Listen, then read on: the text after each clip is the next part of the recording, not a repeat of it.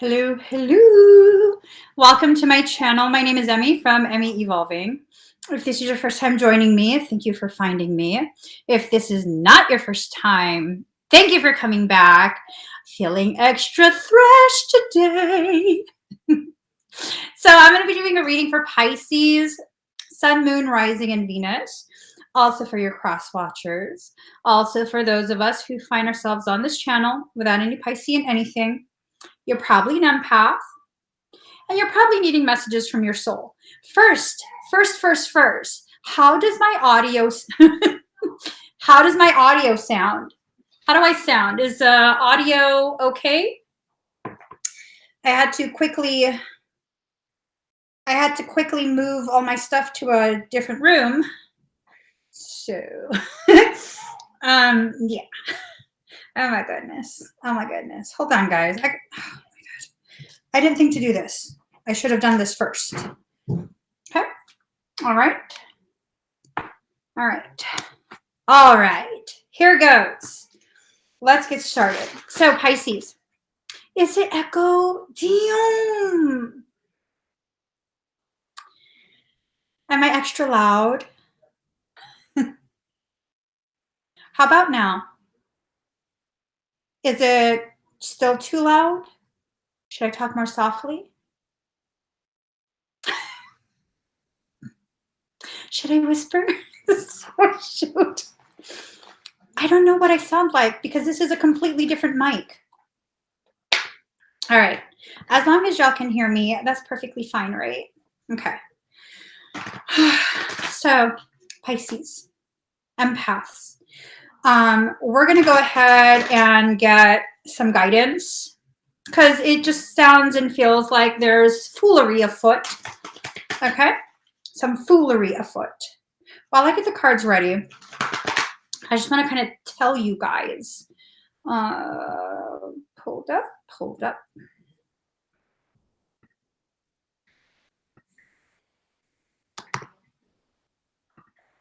You are being so loud, girlfriend.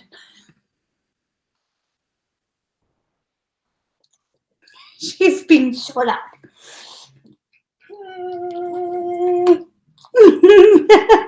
Okay. Anyways, I just had to. She needed to make sure I was okay while I work. So I had to let her in here with me. You know. In my live stream room, she knows, like, if I'm in there, I'm working. So she can't complain. I went into a different part of the house, and now she's like, oh, my God. She's like, oh, my God. Where is she going? She doesn't go in that room. So she's in here. She got my 6. She's got my 6. Don't you, girl? She's got my 6, you guys. Okay. Oh, Lord. Oh, here it is. Okay. Just about ready, guys.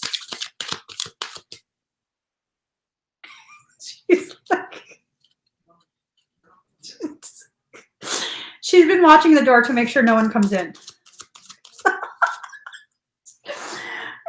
so her favorite sweater is on her. Queen of everything.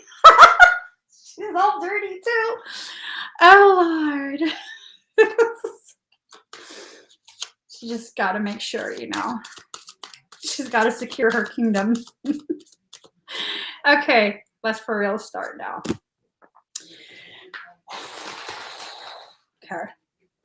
Sorry, it's already been a crazy day. Ooh, security. She's my security. You guys, you have to be secure in the decisions you've made for yourself. Okay?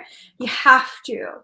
You can't allow yourself to continue to be so insecure with the way your messages come in that you keep waiting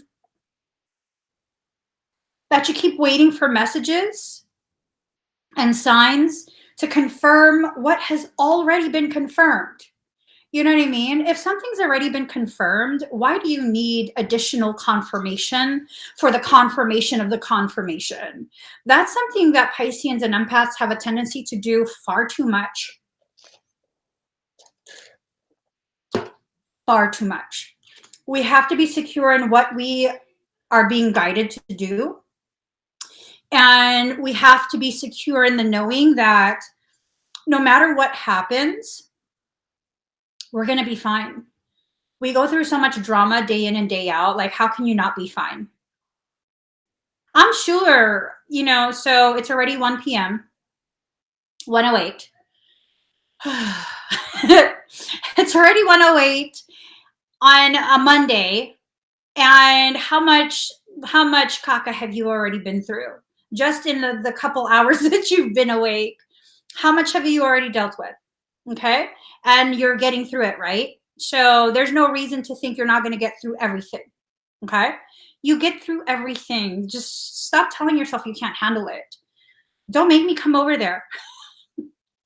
Don't make me come over there and force you, shake you into the state of awakeness so that you can tell, you can recognize that you literally get through everything that life sends your way. Like literally everything. The time for incubation is done. Okay? You can't keep hiding away. You can't keep trying to pretend whatever it is you're trying to pretend. Oh, things are about to get really real.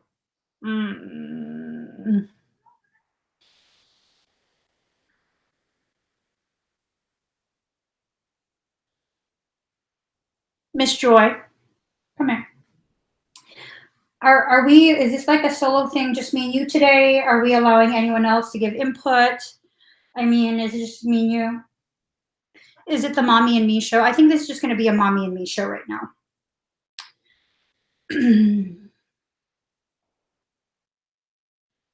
Whatever it is you're going through, okay? I'm not going to be sharing any other messages. I just like, I'm reclaiming my freaking live stream. Too many people have been involved in messages for the past like 2 weeks, 3 weeks. I don't know how many weeks, past month, I think it's been a month. Too many people have been involved in my messages. So it's going to be the mommy and me show, right, Joy? Joy just says yes to everything. So whatever you've decided, stick with it. Stick with it. Like literally grow some etheric huevos. Grow some balls. Take the balls out the silk, satin, whatever purse that you kept it in beside the bed. Put them back on. Put your etheric balls back on and make a decision and stick with it. That's been the theme for weeks now. Make a decision and stick with it. Stick with it. The wishy-washy, that has not helped you ever. All it's done is create more issues for you. So if what you continue to do is the wishy-washy and that creates issues for you, so then who's responsible for the issues you're having? You are. Okay? You are. So, okay. Union. Focus on working on yourself. Working on yourself. Okay? Shh.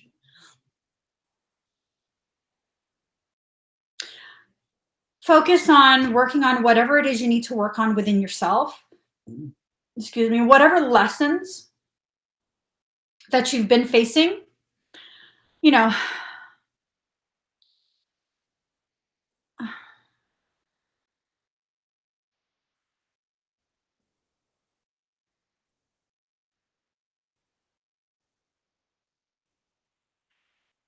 I'm irritated. How many times do we need to hear a message before we accept the messages for us?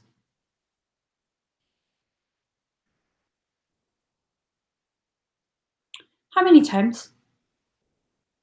How many times do we need to hear a message that reverberates within us to the point that we feel afraid How many times do we have to experience that for one singular message, confirmation of a confirmation, before we allow ourselves to accept that that's for us?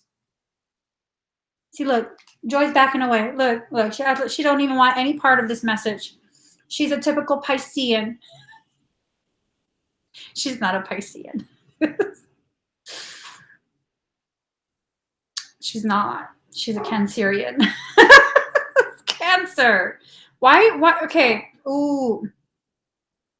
It's this thing of consistently ignoring the truth of the message, the guidance you're receiving. And that's what's causing a lot of your issues. Okay? She's shaking it off now. She's shaking it off. She's going to the door to check what the heck she's missing out on. She's stretching, do some doggy yoga. Get it, girl, get it. Okay? I found that whenever I'm wishy-washy with a decision, it has always been the right one. And that's the thing. The reason we're wishy-washy with our decisions is because we know it's right. You already know. We know it's right, but we don't want to accept that we actually have this intuitive hit that's accurate. You know, my entire business is based on my ability to trust myself and read intuitive urges, read people's energies, all of these different things that have to do with me trusting myself, right? I've been this way my entire life. My business has been like, I don't know, how many years is that? I don't know, quite a few years now that I've had my business, like an official, actual business, yet I still don't fully trust myself. I still need, I need confirmation. Why do we do this? Why do we do this? What in the world are you doing?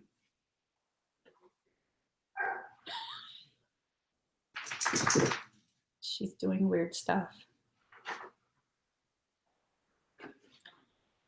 I don't know why we do this. We need to figure out why we do this and why we don't trust ourselves. The less you trust yourself, the less the messages will come in clearly. The less you will be able to take accountability for when things do go right. Because when things do go right, you're super quick to be like, oh my gosh. Oh, wow, what a coincidence. But when things go wrong, like, oh my God, see? Oh, damn. It's not a coincidence. You already knew. It's not a coincidence. You already knew. You just didn't want to believe it. You just didn't want to believe it. Wanting to believe something and actually accepting it are two different things. When you want to believe something, there's still a component that won't allow you to believe it. There's still a component that wants to believe that you are much more defenseless, helpless, hopeless than what you actually are. When you enter into this place of gnosis and allow your history and your sense of accountability for your decisions and your intuition, what ends up happening is you begin to recognize you are the architect of your own life. You are the one designing and creating these structures from which you will either thrive within or be imprisoned by. Is it enough for you to be a prisoner of your own life? Is that what you're building? Are you cultivating connections that serve as the bars of your jail cell?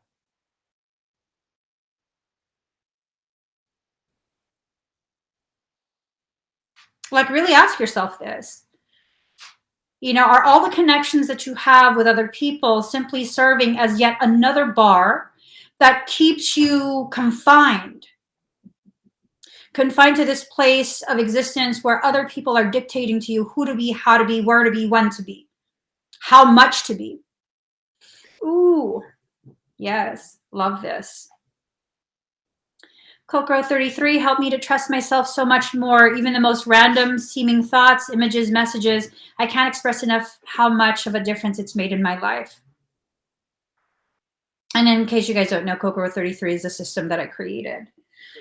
It helps you to connect to your highest divinity with minimal effort. I was just telling my class, I believe it was this past weekend when we had class. Like, you have to stop with trying to master the techniques and instead begin to really believe, know that just by one thought, you are doing it already. I can teach my system to little kids.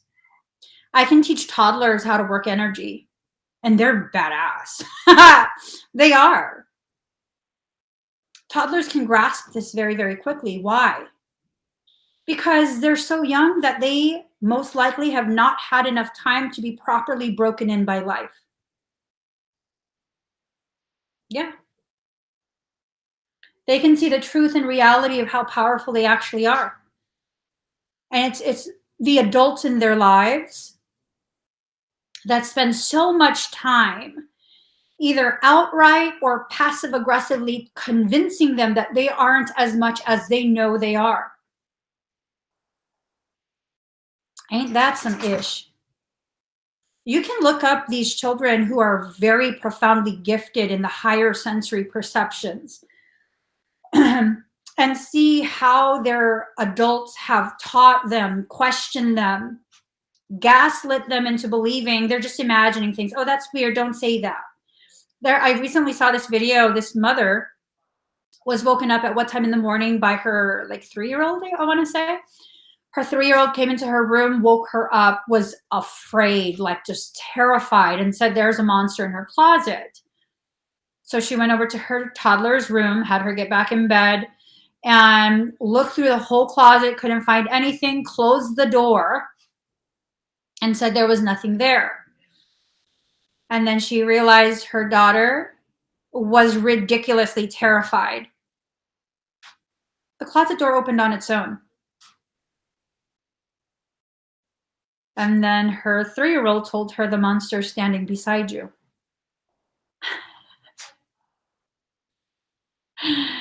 Oh, Lord. What would you do if that happened to you? What would you do? Tell your kid, stop playing around. It's not funny. Go to bed. What would I do? I would tell that kid to fuck shit up. I would. I would tell that kid, you see it there? Do you want it to stay there? No? Make it leave. Force it to leave. First tell it to leave. If it doesn't leave, make it leave.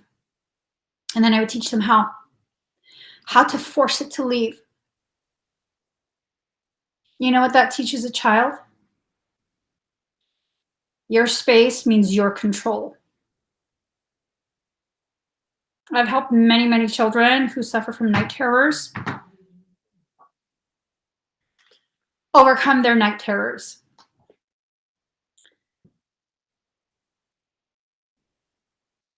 They overcome their night terrors. Why? Because I teach them it's okay for you to fight back. It's okay for you to tap into whatever it is you're feeling and use it. You tell them one time, don't ask. You tell them one time. And if they don't leave immediately, you do not ask again. You make them leave. Make them leave. But I don't want to be mean. It's not mean, baby. It's not mean. This is how you teach other living things to respect your space and behave appropriately. When was the last time you taught another living thing to respect your space and behave appropriately while in your space? When was the last time? You guys see evidence of me doing this pretty much every single live stream. Pretty much every single live stream. Years ago, when I first began publicly live streaming, there was this girl who found me who specialized in marketing and promotions. She found me. She approached me and she told me another YouTube channel that she had worked with. She found them at maybe a couple hundred subscribers. Within 3 months, she was able to get them to over 60,000 subscribers. I was like, oh, okay. And then she was offering to do that for me for free. And I was like, oh, well, we'll see. I mean, I don't know. I don't know that I want to be seen by that many people. And one of the things that told me it wasn't the right thing for me was because she began coaching me on how to conduct live streams, right? She began telling me, which is okay because I'm open to hearing other people. But what she was telling me was not resonating with me. I still distinctly remember. She told me that if I engage someone who's being derogatory or toxic in the comments, I've brought the entire live stream's attention to that person. I've effectively given them a platform from which to use me to spread whatever it is they're spreading. And that the most effective thing for me to do is to completely ignore it and allow the moderators to just quietly delete it. Why was that the wrong thing for me? Don't engage them, girlfriend. Come up here. Come up here. Come on. Come on. Don't engage them. Tell them, leave me to my peace. Don't engage them. You're fine. You're fine. Shh. You're okay.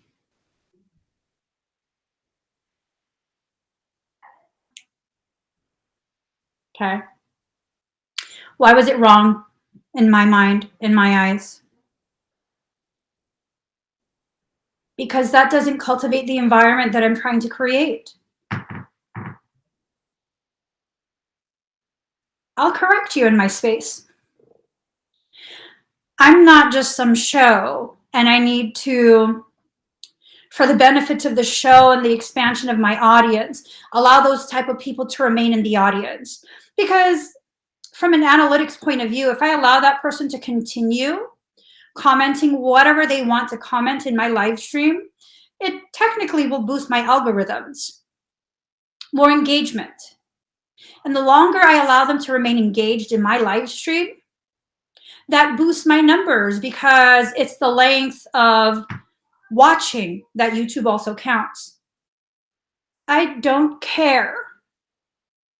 When you're disrespectful to my sovereignty and the sovereignty of all the people who are joining in this sacred space that I've created, you're out. You're out.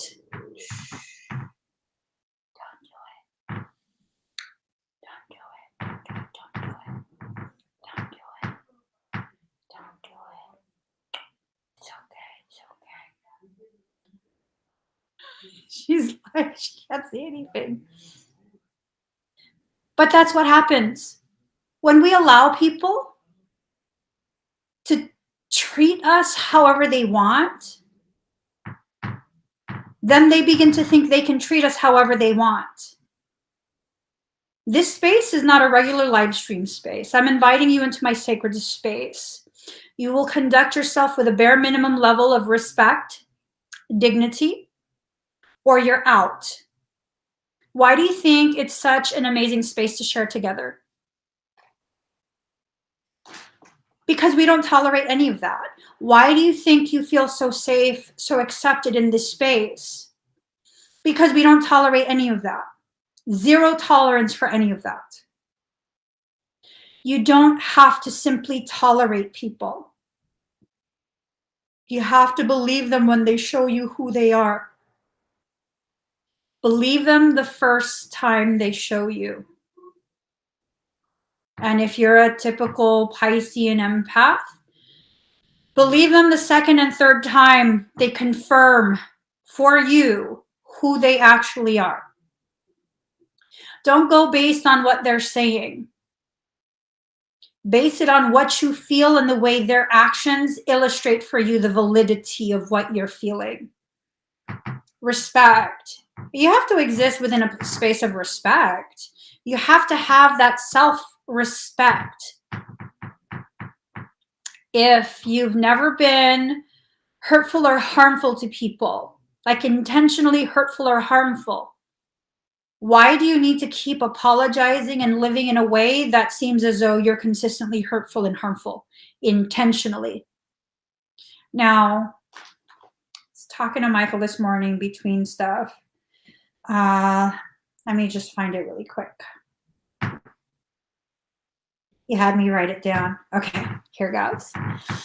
I used to think that so many people hate me that I've lost count of how many. The reality is I didn't lose count. I just stopped caring. I'm not here to be popular or easily digested. I'm here to experience and live so freely that other people's issues with me are just that, their issues.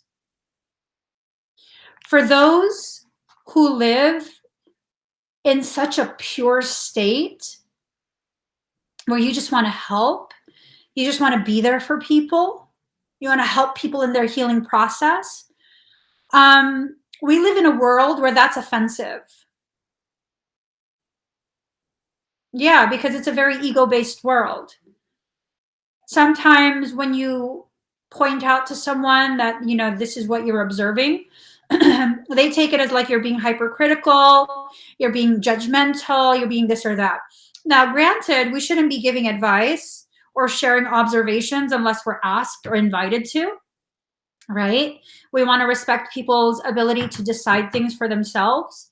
But I mean, there have been quite a few people that I've come across where they'll ask me for my opinion, and then when I give it, you know, it's like, y'all know how freaking honest I am. Don't ask me for my opinion if you don't really want it.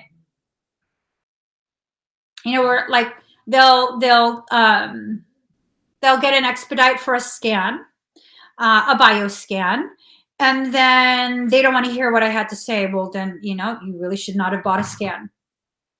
Or they'll get an expedite for a clairvoyant reading, ClairTarot, and then I tell them what the cards are telling me, and they don't like it. Clearly, you don't like your life.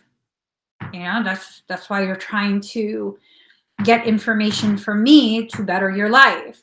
Is it wrong to not like your life? Well, if that's how you feel, that's how you feel. And if you don't like your life, clearly you need to know what needs to be shifted so you can better enjoy the life you're living. But some people, they don't want to hear that the issue stems from them. They want to come on here, enter this space of truth, and expect me to say it's everyone but them. It's not everyone but you. It's not everyone but you. If you're the common denominator, then there has to be an issue within you that's allowing for other people to behave however they want to behave in your space. Doesn't make you a bad person, doesn't make you a weak person, doesn't make you dumb. It means you need to begin paying attention to what you are allowing, who you are allowing, when you're allowing, so you can choose something else. But see, when people still live in this space of like, no, you can't say it's me because I don't deserve that. Honey, no one deserves to be treated poorly. It's not just you. Nobody deserves to be treated poorly, to be made feel as though they're less than. It's not just you. The problem is it's only you that you don't want to take accountability for. You see how that works?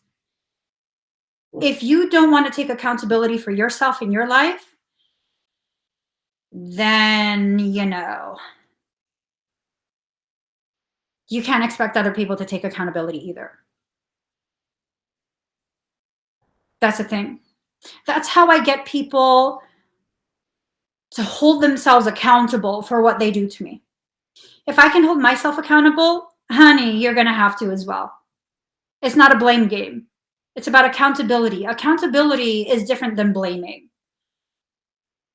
Blaming is taking your power and giving it to someone else, but refusing to acknowledge that you gave them that power to do that to you.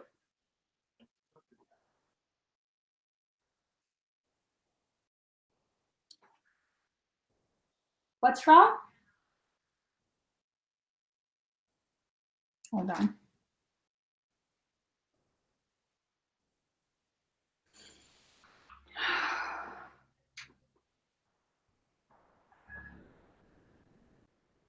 All right. So let's go to the next card. uh, it's like you're running out of ideas on how to get to a healthier place within yourself. Do you need to consistently have ideas and plans of how you're going to do things? I used to live this life where everything had to be planned out. I had to have contingencies for contingency plans for contingencies, right? Huh?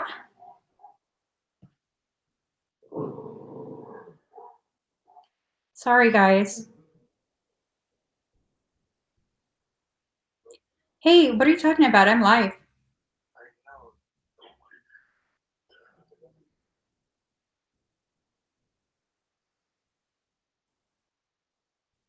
What? What are you talking about? For what? The whole live stream is paused for you, honey.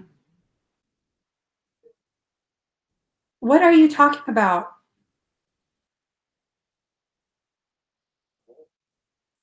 What are you talking about? Anyways.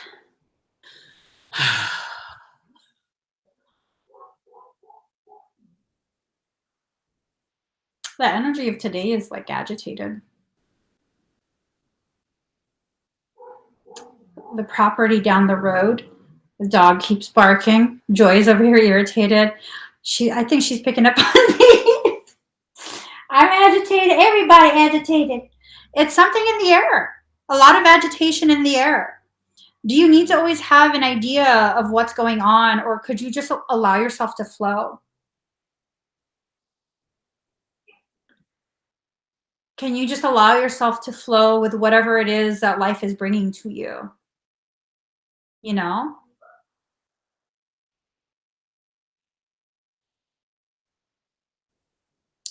Like, hmm. What? Hold on. You guys, my view of the live stream is extremely limited because I'm on an external app. I'm not live streaming native, so I don't see what you guys see. Hold the phone. Okay.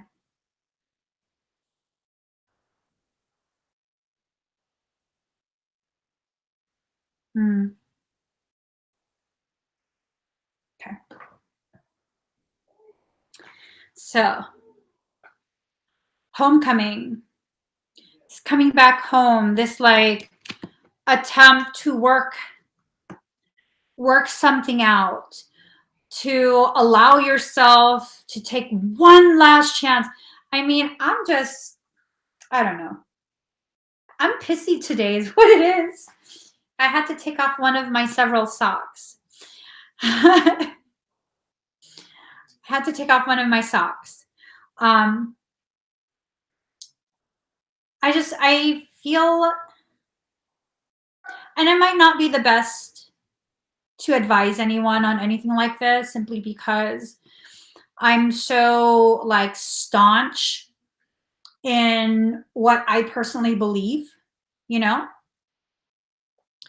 Um, it's this thing of like one last chance. I'm so opposed to one last chance.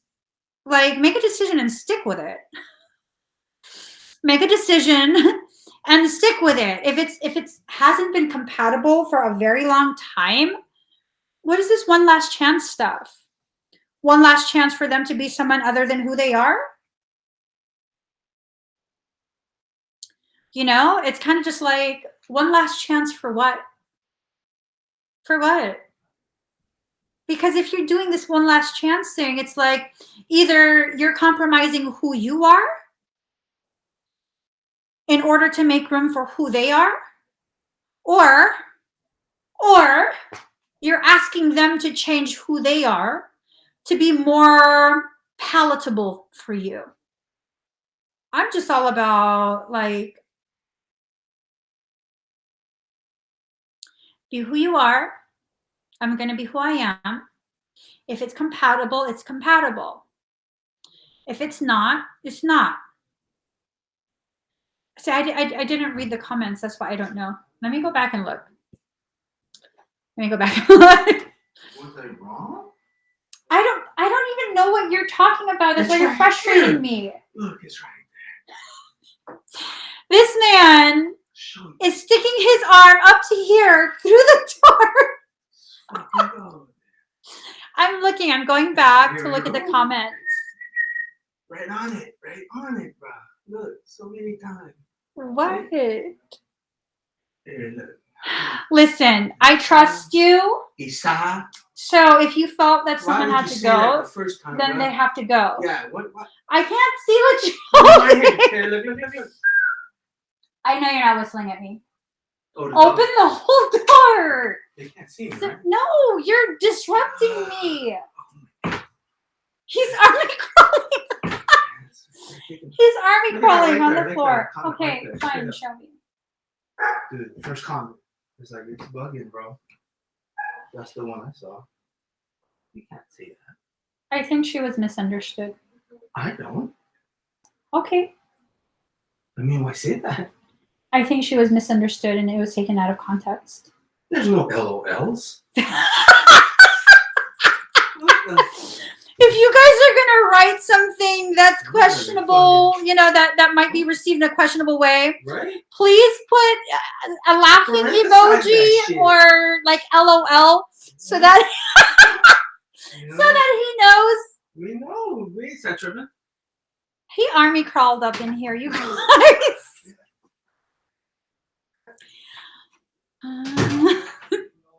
Oh my God, she escaped.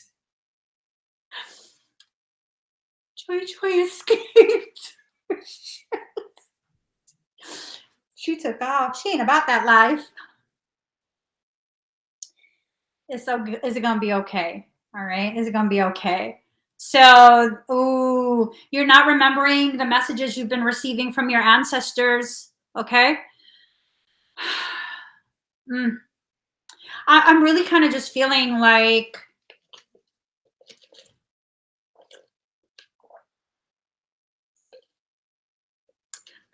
you guys with wrenches. I totally trust you guys. My whole thing was, I don't know what the F my husband is talking about because he'll only tell me one portion of the sentence. We need like the predicate and the action. I'll be like, what are you talking about? So he'll be like, oh, so this girl was swinging on the swings at the park. I'm like, what are you talking about? At the park. I know at the park. Well, at the park. What do you mean at the park? It was at the park. Like, motherfucker, I need the predicate. Give me the predicate. But he won't. He'll just keep emphasizing the part that I heard. So it wasn't the issue of who did he delete, why. Ew, like, he's like, is that the one? What are you talking about? Is that the one? I don't know what you're talking about. And then he army crawled in here. And I'm just like, what the fuck are you talking about? Because now I'm wondering, like, is one of my stalkers in the room? I don't know what he's talking about. Had he said there was a comment that felt inappropriate, okay. That's why you have a wrench. That's why you have a wrench. You know what I'm saying? I mean, you're looking out for me. I didn't notice that. Well, I did see that comment. I was just like, maybe I'm reading that wrong. It's a Piscean thing. I totally read that comment. I read it several times. If you rewind when she first wrote that comment, I was like, what the fuck? And then I was just like, I was reading that wrong. I'm already in a busy mood. I'm in a busy mood. I must have read that wrong. I don't know. Anywho, okay, foundation. Y'all, these are the same mother effing cards that keep coming up. This time it's right side up. And I don't know, maybe it's the energies, maybe it's my attitude. Maybe I have too much salt in my system. I don't know. Excuse me. I have like zero makeup on today. None whatsoever. And I'm realizing I still look the same. I'm realizing I still look the same, right? And that's the thing. That's the thing. I've never actually hidden myself. The foundation of me is actually me. I'm not using a foundation as a mask, this fake facade. I'm not trying to talk shit about women who use foundation. I'm talking specifically about me, because y'all, when you good at that facial beat, you good at that facial beat. You know what I'm saying? One of my most favorite foundational items is Kryolon. Oil-based, cream, cake that bitch on. Pat it. Pat it everywhere. And it gives you a sense of like looking healthy. Gives you a little bit of a glow to it. It looks like a second skin. See? See my daughter? You hear my daughter? She's too much like her mother. Hold on.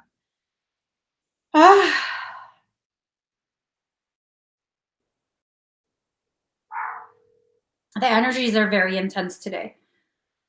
Can you please bring that girl up here? Can you please? No, you're not on speakerphone. Wait, hold on. The volume is too loud, sir. What would you say? Oh, but I wanted to go too.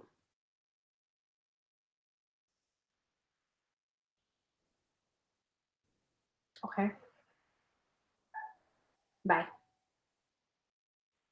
All right. Shit. Okay. I'm refocused. So I was talking about foundation, right? Foundation. Yeah, everything I've done to my face really has just been to accentuate certain types of energy, emotion, whatever it is. You know what I mean? So I still basically look the same because I don't think I've ever presented myself as something outside of who I actually am. I don't feel like I have. And you guys are definitely free and encouraged to let me know if I'm full of shit. You're definitely free and encouraged to just call me out and be like, bitch, you fake as fuck sometimes. I know I'm not. I know I'm not, because I beat my ass up over it after life. She's like, why the fuck did I have to say it like that? Why did I say that? Why did I have to say it like that? Because that's how it had to be said. That's why. So I'd be arguing with myself about that, but that's the thing. My issue with myself is that I say things in a way that are too truthful. Too truthful. My foundation is truth.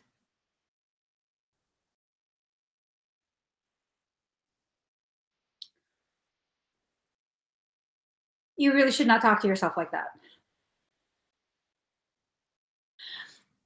You really shouldn't. Yeah, exactly. Ocean lover. It's from creation. The makeup only enhances it. It enhances what's there. You know what I mean? Like some people will use makeup to hide behind, right? While other people will use makeup to accentuate what's actually there.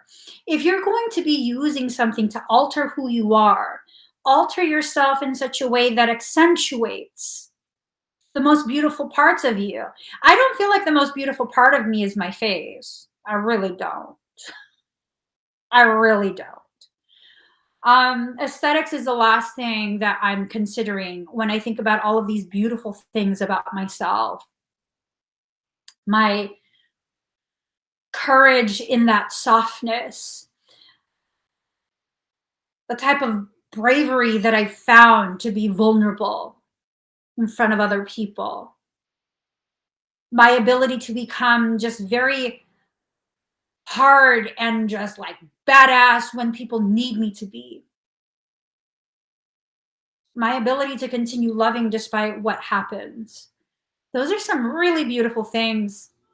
What do you love about yourself? Let's take a moment, like really take a moment. What do you love about yourself? What's the first thing that comes to mind? Nothing that has to do with any type of aesthetics, okay? What is the first thing that comes to mind when it's about you loving yourself? Or do you? Are you existing in such a way that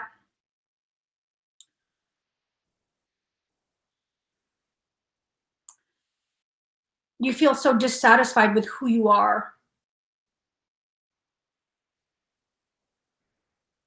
And the only reason you do the loving, like I love myself thing is because that's what's in right now. And it's okay if you're there, okay? It's okay if you're there right now. You have to acknowledge where you're at within your journey before you can figure out which direction you're heading. Yes, Ocean Lover is so loving. Catherine, Oracle Love, has integrity. Sochi Luna is my ability to love. Universal These, I love my unique mind. I love that. I love that you guys are able to really just share what you love about yourself. You should have at least 3 things that you can list that you love about yourself. That's the bare minimum. If I had to do 3 things bare minimum, I think I'm hilarious. Like sometimes I'll say things and I'll just crack up like, who the fuck is talking right now? That's hilarious.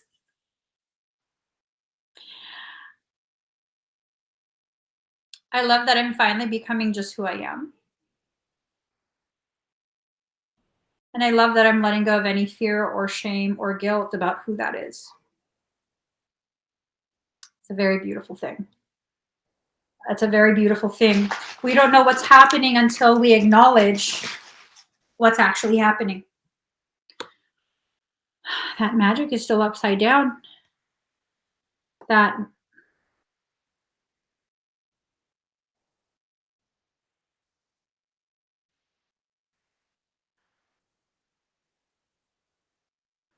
it's almost like this sense of someone or something has tasked someone else or something else. Is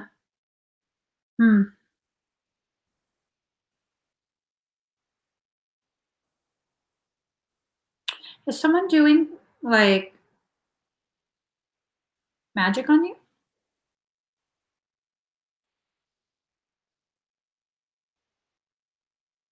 Can you guys report that Spiritual Babe 101? Even though they've already said bye, could you guys please report that account? Um,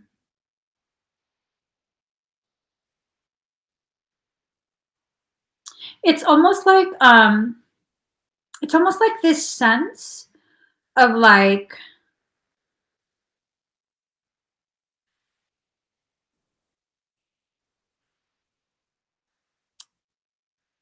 it's like almost tangible. I can almost put my fingers on it. Like there was an attempt.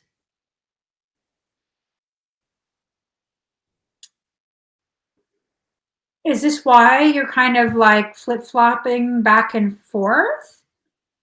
Um,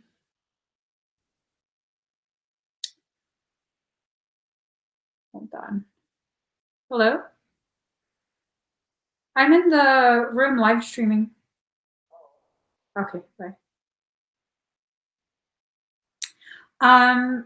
I think someone's done some brujeria.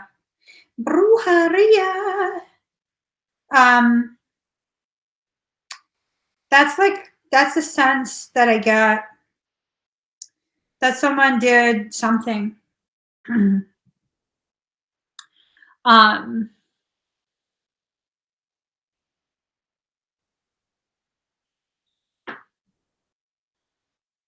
Like they got so desperate, their ownership of you,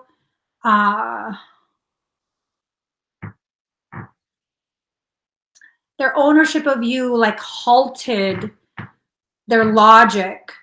You know what I mean? This is someone, if it applies to you, it's not going to apply to everyone. If it applies to you, someone has done some sort of like magical process. I want to say that they paid someone for this. You were almost free. And so they needed like an extra little oomph to kind of reel you back in, to hoover you back, to suck you back in. That's crazy. They went to someone with an upside down type of mindset, ethos, logic. It was to get you back home because look how the cards play out. Foundation is right side up. Remembrance, ancestors is upside down. Hearth, homecoming is right side up. Yeah. Yep. Like it totally just flipped everything that was upside down, right side back up. And that was to fulfill their desire to keep you contained.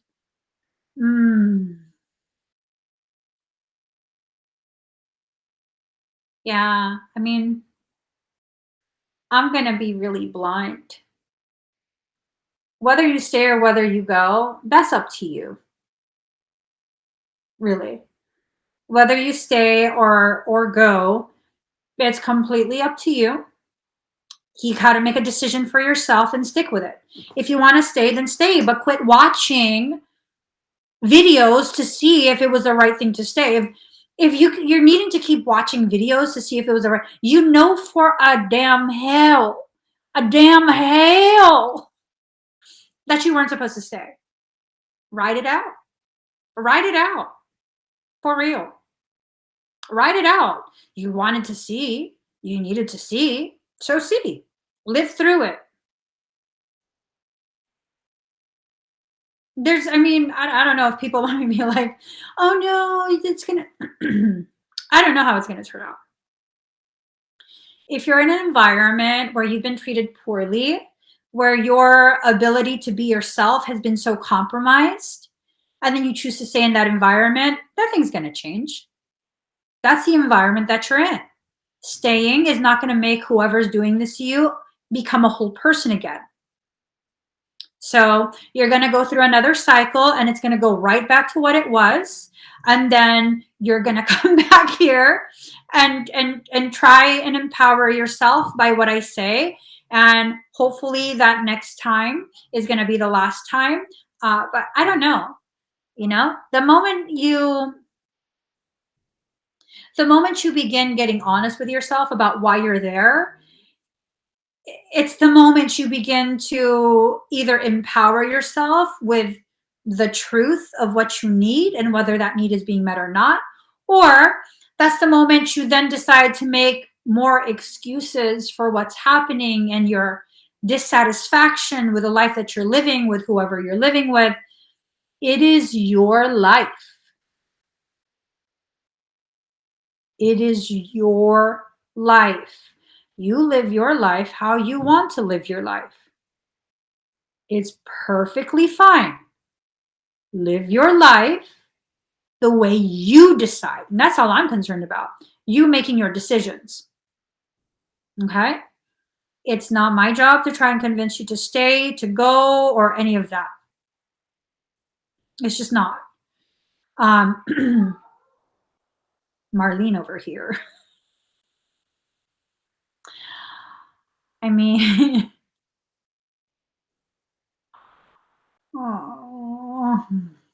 Mm-mm. No.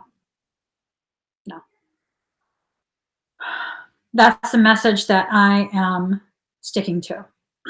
Okay. This is an important question. If you have left, could the magic still have a hold of you? If you physically left, but mentally, emotionally, you're still there in the same place, then yes, it will absolutely still access you. You have to completely leave. Physically, emotionally, mentally, completely leave, completely be inaccessible. Now, I'm just speaking in general terms. Sometimes what people do is they will physically leave, but they will continue to have electronic contact, like calling, texting, social media contact, things like that. And then that becomes a thing of like, they're still contacting you. Okay. And then other people, they'll remove all types of human contact, right? But mentally, emotionally, they're still there. They're still trying to process their life. And that's the thing. Like, if you need time to process your life, you need time to process your life. This is not about me trying to make you feel so badly about the situation you're in that you actually finally leave. Like, I don't know if you're supposed to leave or stay. I know I wouldn't tolerate any of this at all. At all. I'm not you, though, right? What do you need? Decide what you need for yourself. Stick with that decision. Write it all the way through. Just write it all the way through. Okay. But just know, people are who they are. And if you've already had the same issues multiple times with this person, the chances of them becoming a different person because they love you, that's not how love works. That's just not how love works. If I love you, you be who you are. If I cannot stand the way you behave, I'm going to leave you in your peace. If you're going to change to convince me that now you're different and I should stick around, no, thank you. No, thank you. If you're changing yourself because you're very unhappy with who you are and who you've become and the way you've allowed toxicity into your life and your mindset, and you just deserve better, you're finally at a place where you feel like you deserve better, and then our paths cross and we're getting to know each other again, and I see that you're different, beautiful. Oh my God, I'm so proud of you, for real. But if you think you're going to change because of me, that's not a real change. I don't want me and my presence to be the reason why you feel bullied into being someone else. Just because I can't find any reason to appreciate your behavior does not suddenly invalidate you as you are. It just means I'm not meant to be in your life. That's all it means. It means your tribe is not here, it's somewhere else. Find your tribe. Find your people. The people who understand and value you as you are. That's very important. Instead of trying to fit your environment, use your energy to continue traveling through your life until you find yourself in your environment that feels like home.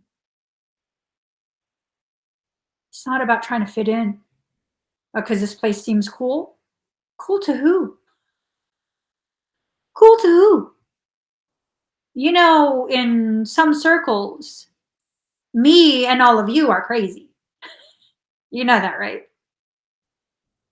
In some circles, the things we talk about, it goes beyond fringe topics and full on into the demonic. Are we crazy or demonic? No. No. Because if you resonate with me, I promise you, you've spent quite a bit of your life trying to question if you actually are demonic or crazy.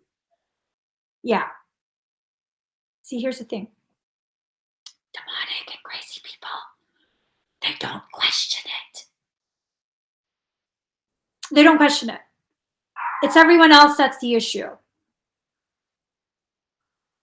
Like, I'm not crazy. What are you talking about? You're just blah, blah, blah, blah, blah. That's why you think I'm crazy. I'm not demonic. What are you talking about? You're just scared of my power. Like, no one's scared of you, baby boo.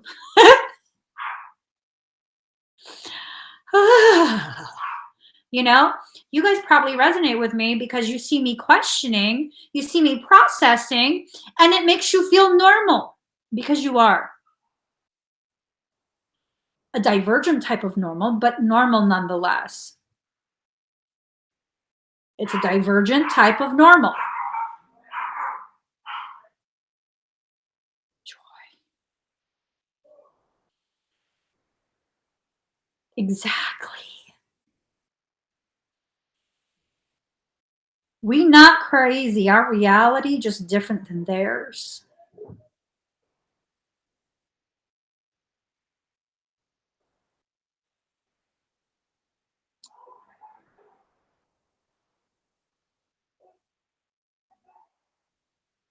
Let that really just marinate. Let that marinate in your heart. You know what I'm saying? Just percolate that biznatch. Percolate. Just let it percolate.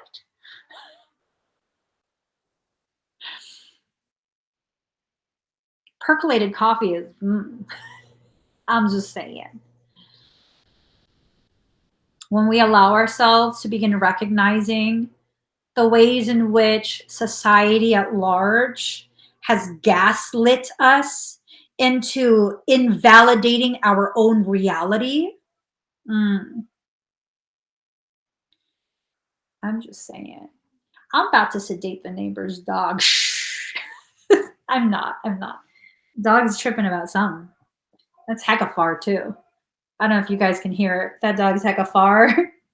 And is just I don't know. I don't know. I don't know. I don't know. So, if someone is wondering, did I make the wrong decision? How honest should I be? When asked the question, did I make the wrong decision? I'm now questioning, how honest should I be? Okay. Here's my thoughts. When you ask me, did I make the wrong decision? I have to ask you, wrong decision for what? What's your objective? If your question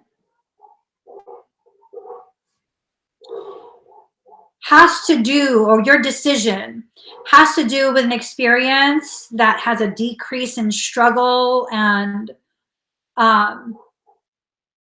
discomfort and self-rejection, yes, you made the wrong decision. For whoever's asking. Yeah. If you're asking me, is it a wrong decision, period? What's wrong about it? You needed to learn something a little bit more. Now you're learning it more. You're going down the path that will help you to learn it more. If you're asking if you made the wrong decision for a specific goal of not having to repeat cycles, yes, you made the wrong decision. Again, I don't know who I'm talking to. So that's, you can't just ask questions. You have to know what you're actually asking. Like, be specific without any commitment to the actual nuanced experiences. That type of question, it's like, did I make the right decision to lead me towards the outcome where there's minimal struggle. It has nothing to do with the amount of pain that you experience to learn whatever it is you need to learn, right? It has everything to do with the amount of struggle. Struggle is optional. Struggle is so optional. Pain, like I said, if I've ever learned something without pain involved, I don't remember what that is. I don't remember what that is. All of the lessons that I've learned that involve pain as part of my lesson, my learning, oh, I remember that. Oh my God. Oh, hell. Oh, hell. It's only the people who still subscribe to that backwards spiritual type of thing that that feel so committed to this belief that the only way to live is pain-free, that pain is not necessary, that we can learn everything in a compassionate way. Because if that was the case, if that was how humanity actually functions, the human brain, then we wouldn't need pain. Why does the matrix work so efficiently the way it does? There's so much pain, there's so much struggle, because humans seek that out. It's a general statement. Tell me where I lied. I don't seek out pain. I'm not a masochist. Okay, have you done your self-healing work? Well, yeah, do you help people? Yeah, I came here to help, to be a healer, to heal the world. Okay, but have you healed yourself? Well, no. So then why are you healing other people? A healer who has not done the work to heal themselves is simply seeking out the pain of someone else's suffering. Tell me where I lied.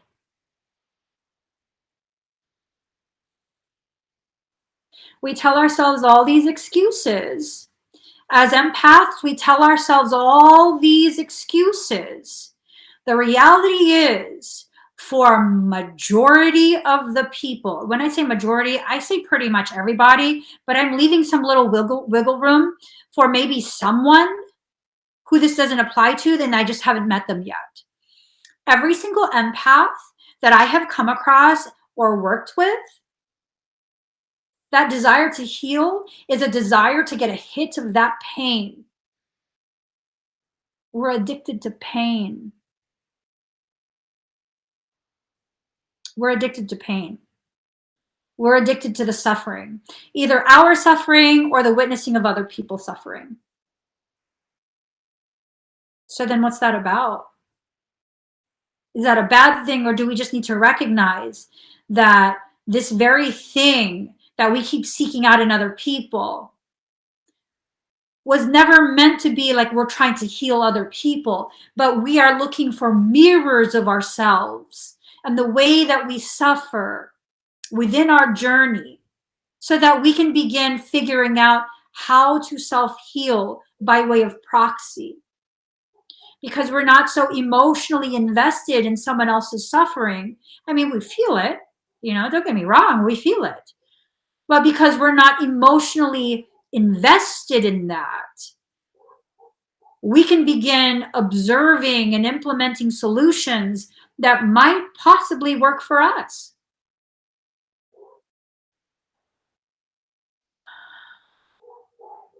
That's a beautiful way to begin your self-healing process. But if you think that what you're doing is not involved in your self-healing because you've done the work, you're still living on a singular dimensional consciousness plane. The work that I've done to help heal the third dimensional consciousness of Emmy,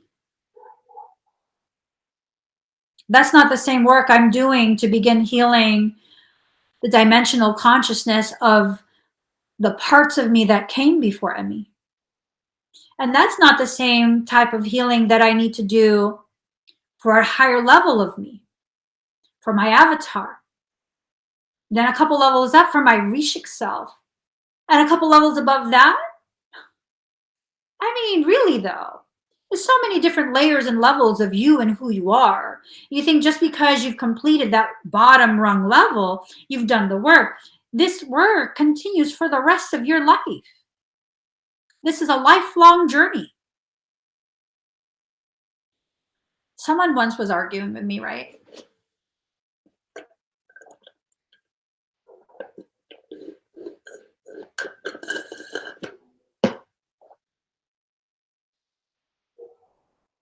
They're upset because they wanted to project onto me their irritation regarding life not being easy, because they believe that it should be our goal to make life easy, and that they've done the work. And because they've done the work, they're upset that I'm teaching people that pain is acceptable.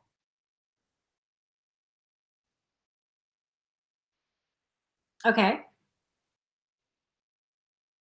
And no point did I say pain was acceptable. At no point did I say pain is a goal. I did say pain is the greatest teacher you will ever come across. It'll teach you something real good. It's up to you if you want to ignore it. Well, what do you mean, Emmy?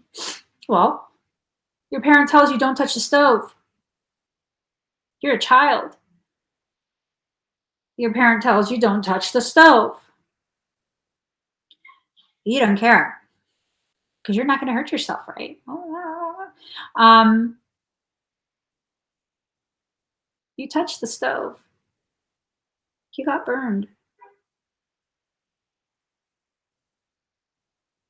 You know now. I remember one of my earliest memories. I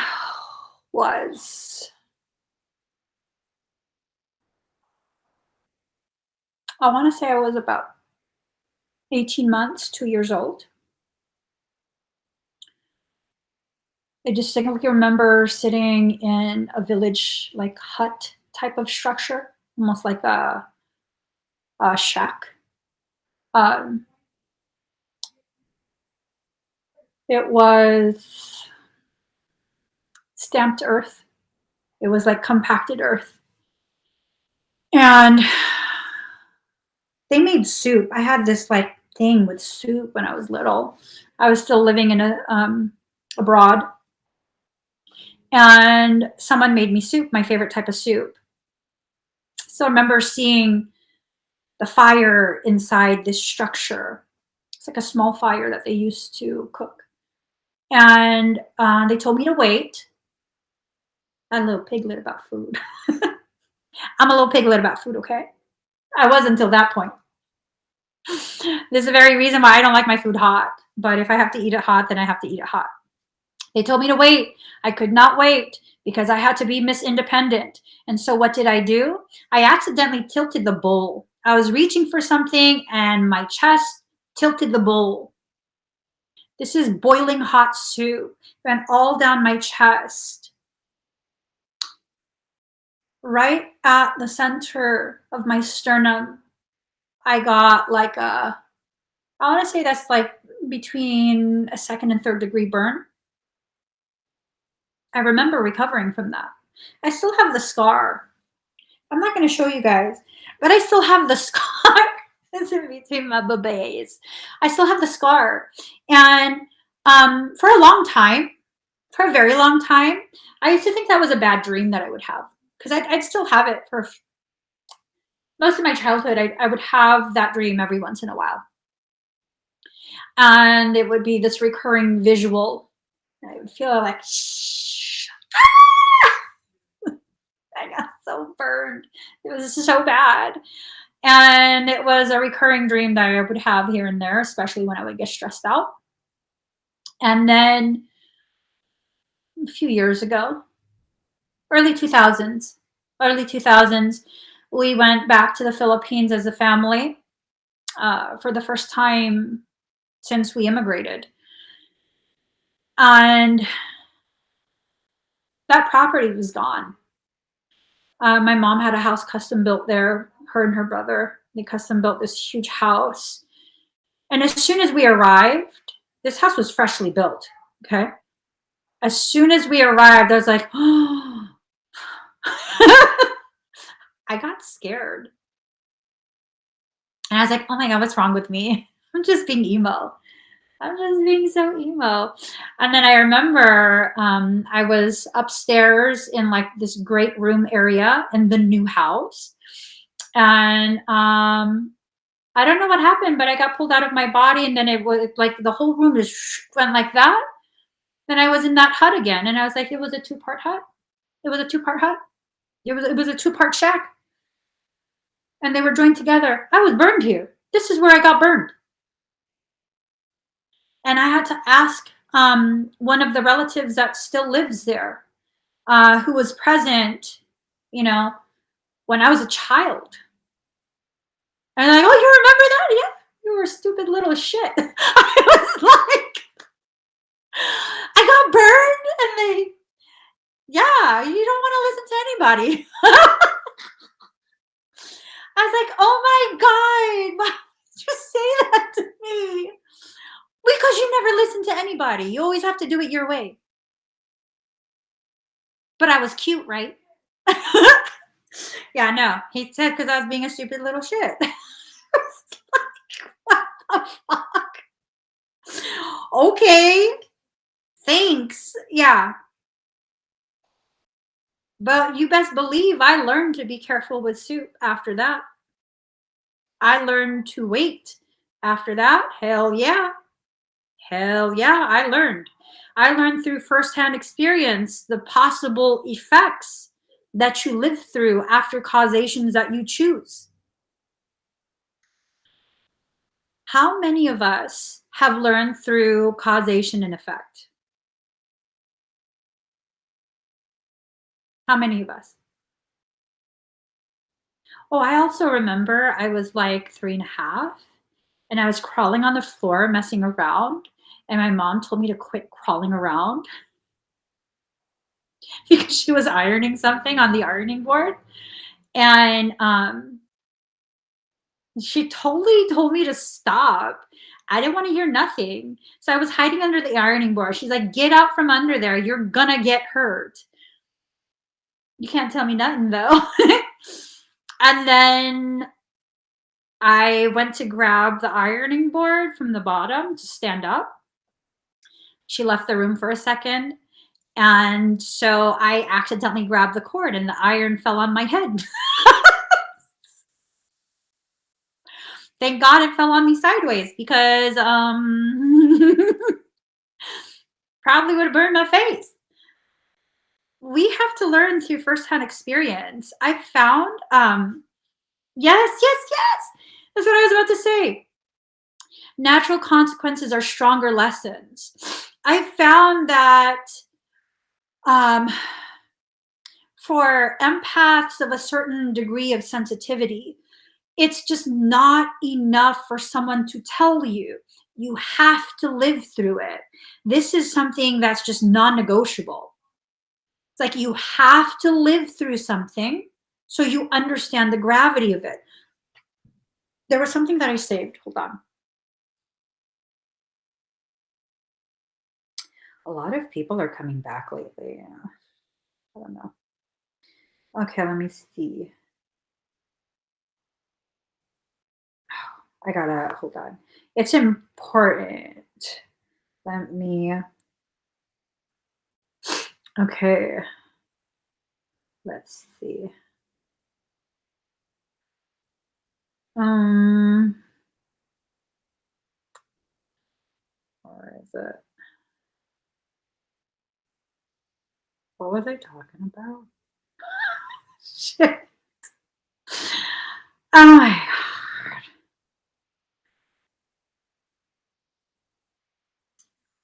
I don't remember what I was talking about. There was something I was going to show you guys. Oh, here. If you came here to heal people, more than likely you've experienced a lot of different types of trauma, because how can you heal what you've never experienced? You know what I mean? Helping people to heal on a soul level, it requires a different type of skill set. Either you've experienced it in this lifetime or you experienced it in previous lifetimes. You have to have experienced it to be able to excel to that degree with it. You just do. You just do. Being able to understand something because it was taught to you in a classroom, that can help to cultivate a skill. It can, but it's definitely not the same as you understanding from a first-hand experience. That teaches you on a whole different level, like a whole different level. It's ringing, like super loud. The alchemy is upside down. The alchemy is upside down. The ways in which you're trying to heal yourself, the approach you're taking, it's upside down. It's become convoluted. You know, this can apply to you or it might not. And then again, the masculine is also upside down. So whatever attempts, the masculine has become very confuddled once again. Okay. It's a very upside down type thing that's happening. Again, I will say the general feeling that I randomly got earlier, someone might be doing some witchcraft stuff to you. I don't know who. If you've suspected someone of doing that kind of stuff to you before, and then you receive confirmation that they were in fact doing something to you, but then you guys work it out, and then you want to actually walk away, right? It doesn't work out again. You want to walk away and they're going to do it again. Because if it worked the first time, why not do it again? Why don't I do black magic? I'm capable of doing it, but why do I not? Why do I never do any type of magical practice that takes away someone's sovereignty or endangers them energetically, physically, emotionally, any of that? Why do I not do that?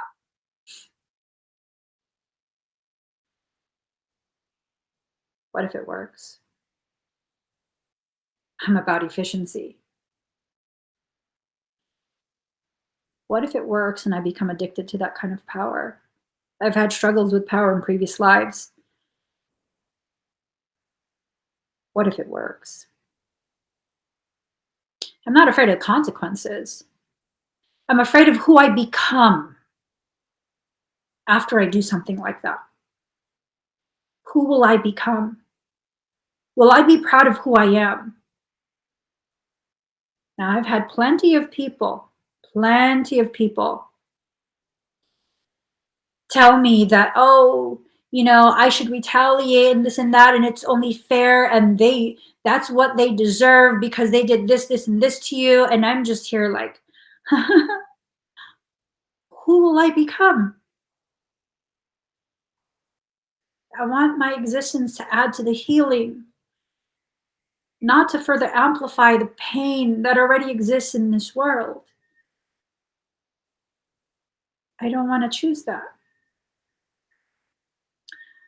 I want to choose to be the highest expression of what I possibly can be in this lifetime. Not to prove that I'm good enough, not to look like a certain way publicly, but because I deserve to live a life that I'm proud of. I deserve to live a life so truthful that I don't have to ever worry about what people will find about my history. Look all the fuck you want. I don't care. What am I hiding? Because I don't want to tell people about my kids, about my husband, no, that's called privacy. I'm entitled to privacy. The moment I start inviting people into those private aspects of my life is a moment I'm no longer entitled to my privacy. Privacy is not the same as a secret.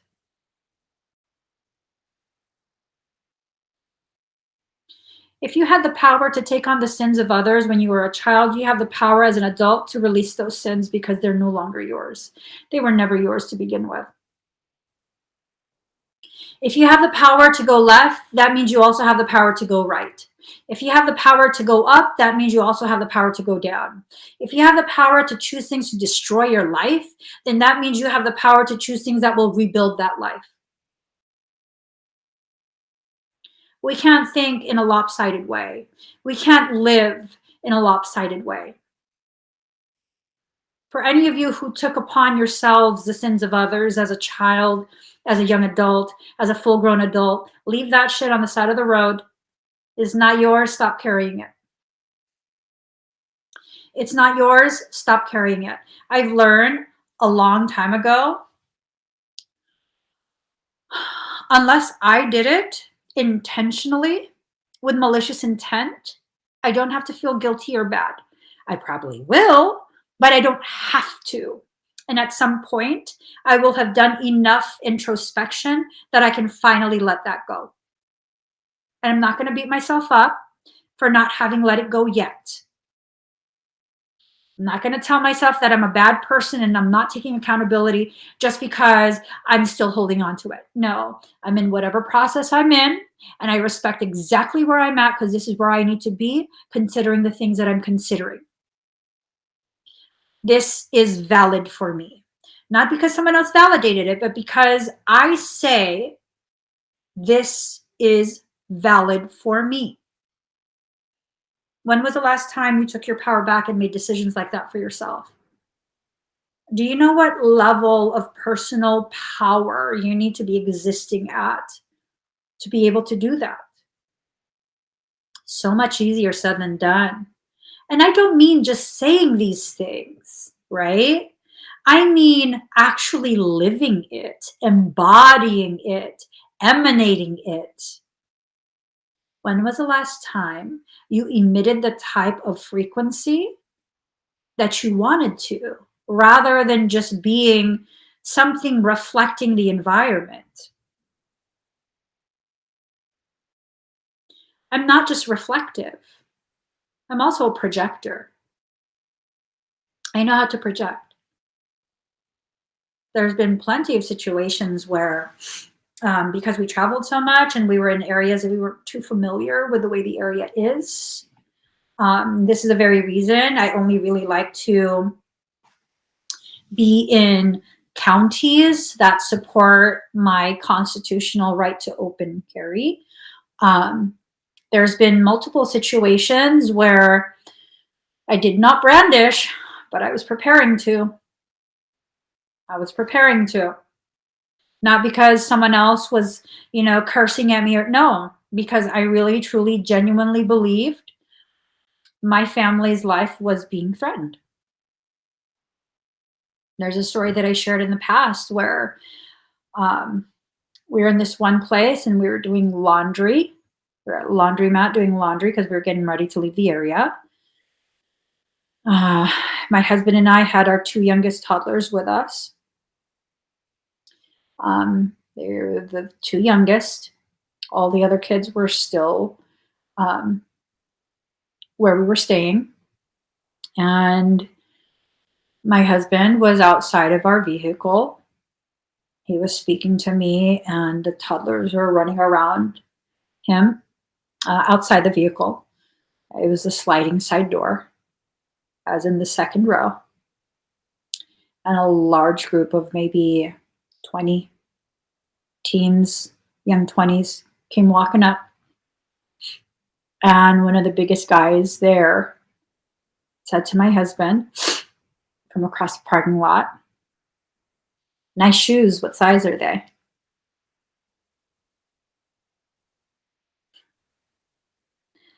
For people who don't know, if a complete stranger is telling you nice shoes, what size are they? You're probably about to get robbed. You're probably about to get robbed.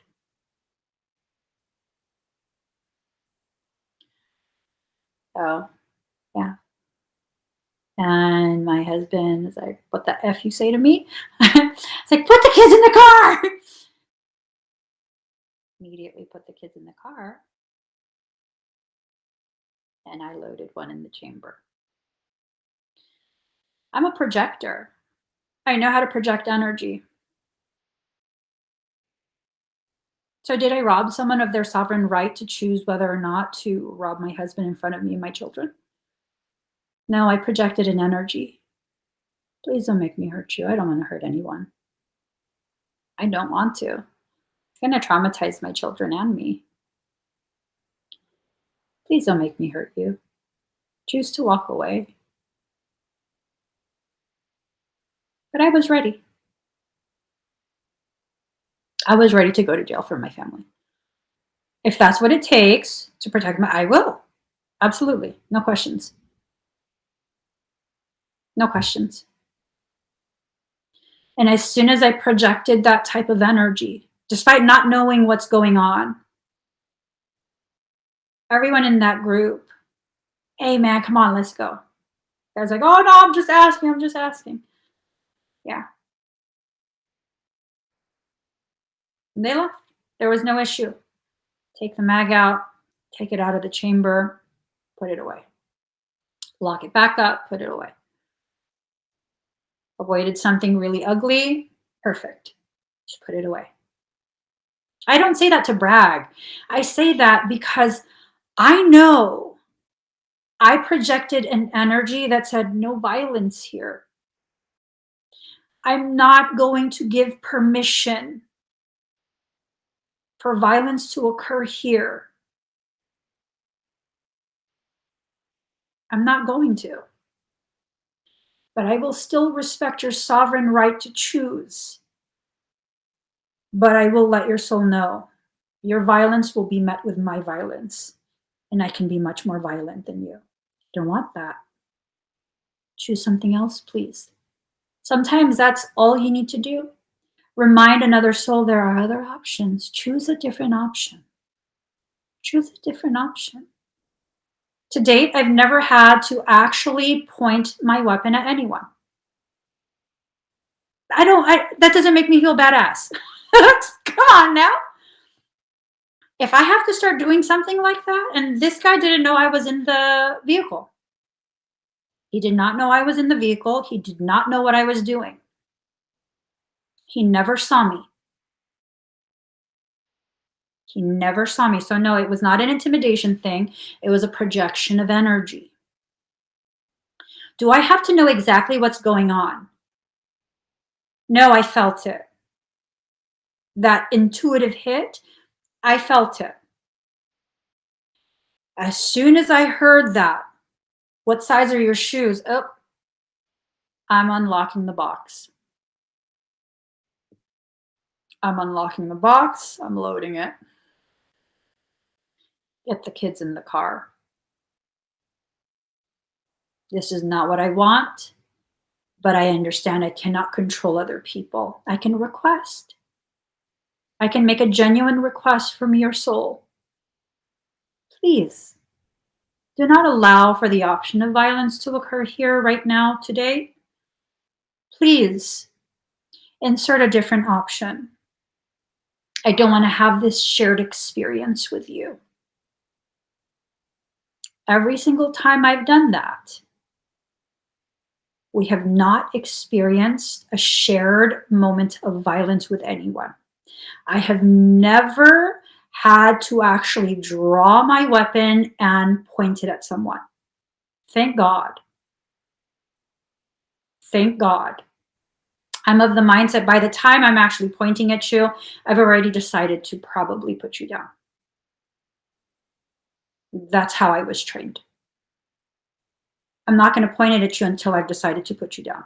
At which point, if I'm pointing, you're really truly going to kill us or try to. Never allowed myself to be put in that situation, because before I even have to consider that, I'm already projecting to the other person's higher self, I don't want to share this moment of violence with you. I just don't. I'm not agreeing to this. If you force it, you're forcing it. I'll just have to react. That's the only option I have. But if you still have a choice, I'm not agreeing to this with you. How many times have you consciously tried to create the situation in front of you? Not by controlling someone else, but by not agreeing to participate in that experience. For that experience I just shared, I've shared that before publicly. For that experience, there was not enough time for all of us to get in the vehicle and to drive away. Like, this was a very large crowd. And sometimes you got to just stand your ground. Sometimes you don't have the option of just leaving. Because there's been plenty of times where I've just like, you know what, let's just leave. I don't need, I don't even need to unlock any boxes or anything like that. Let's just leave. It's not worth it. But there have been a few times where it's like, you know what, I don't know what's happening, but I do know us leaving is not an option right now. The reality of that animalistic type of survival instinct, some people have a stronger prey drive than other people. What that means is, the moment you identify yourself as their prey, that kicks into high gear. Now they're committed. Now they are committed. Now, I'm not giving any type of advice. I'm just sharing with you what I've learned through my experiences with so many people. One time I was living at a condominium years ago. I was living in a condominium, and my car was parked in my carport, and the kids, there were a lot of babies kids there. I love kids though. They had their toddler basketball hoop right behind my car, like literally. Like, yo, come on now. If you miss that freaking hoop, what's the ball hitting my car?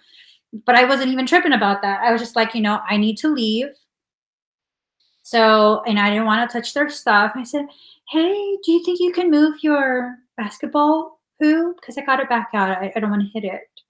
And the little girl said, okay, no problem. She starts moving the basketball hoop, and this woman, I'm assuming her babysitter or her mother, her head pops up over the balcony wall, not balcony, the patio privacy wall. And yeah, she starts getting really aggressive with me. Like, don't effing talk to my kids. And I was like, hey, listen, there was nothing disrespectful about the way I addressed your kids. The fact that you're not out here monitoring what they're doing, they could possibly be damaging cars. Okay. You can't talk to me that way. So she decides to come out of her condo, because I was getting in my car. I was trying to put stuff in, and I was getting in my car. I was halfway in, had one leg in, and I was about to go all the way. And she comes charging out. She's in front, the very front of my car. Mama didn't raise no punch, bitch. Okay, but she didn't raise no punk, bitch. So I got the fuck out of my car. You best believe. I got out of my car. I said, do we got a problem here? Because if we got a problem, you need to let me know we got a problem. Or I'm going to get in my car, I'm going to leave, and we don't have a problem. But if you want a problem, let a motherfucker know you want a problem. She couldn't say shit. Sometimes you got to match that aggression. Because I promise you, if I got in the car like I was scared, oh, that's going to give her the courage to really amp it up. No, you're not going to victimize me in front of children. It's going to be full-on mutual combat. It's going to be full-on mutual combat. So make a decision so I can make a decision. Because if we good, I'll get back in my car. I'll go run my errands the way I was planning to go run my errands.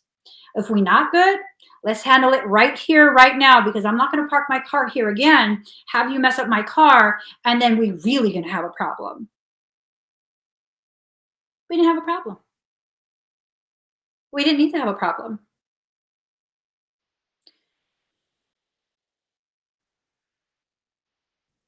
So, do you need to have a problem with someone, or do you need to just address it like, listen, I'm not looking for a problem, but if you want to hand deliver a problem to me, I'm going to unwrap that package. We're going to have a real problem. I'll participate in that because you're not going to victimize me. You're not. You're just not. Do I want that? Not really. Not really. But if you're going to leave me no other choice, I mean, let's just get that done right here, right now.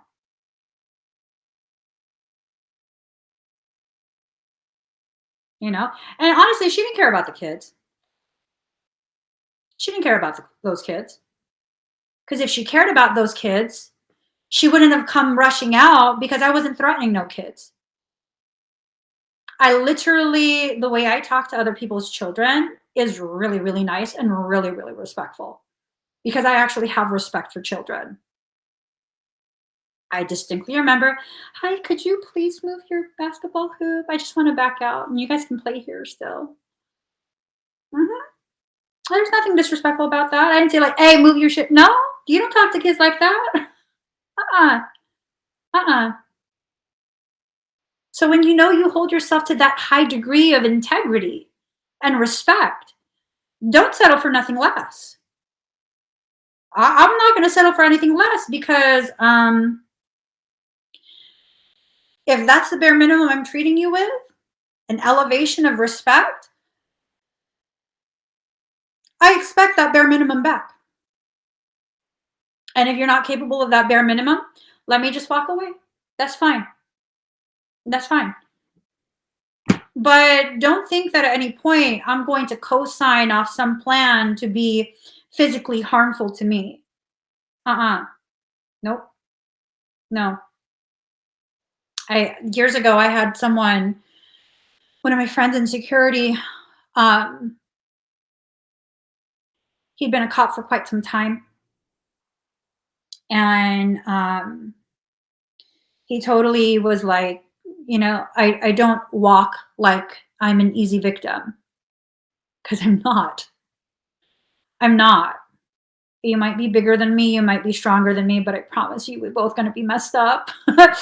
I'm not going to be an easy victim. I'm not going to co-sign on any of that. No.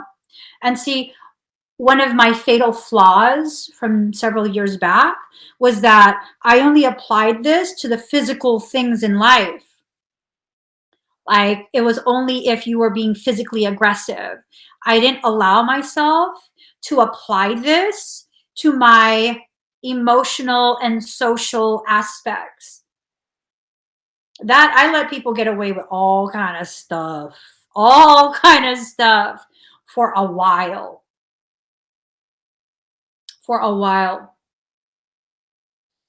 And then I realized, oh, hell no, people taking advantage because there's no consequences. So now they're really taking advantage. Did I have to threaten anyone? No. I found people who operate under the veil of anonymity in order to continue their really toxic behaviors. The moment you begin like actually talking about your experience with them, is the moment they lose their courage.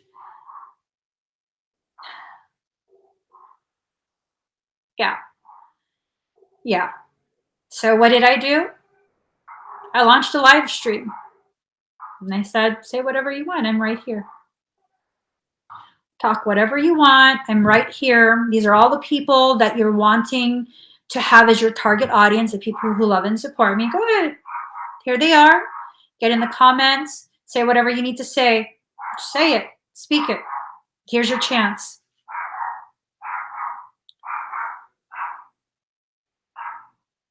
They didn't say nothing. They didn't say nothing. And I had said, we'll use your first name. You want that attention so bad. Use their first names.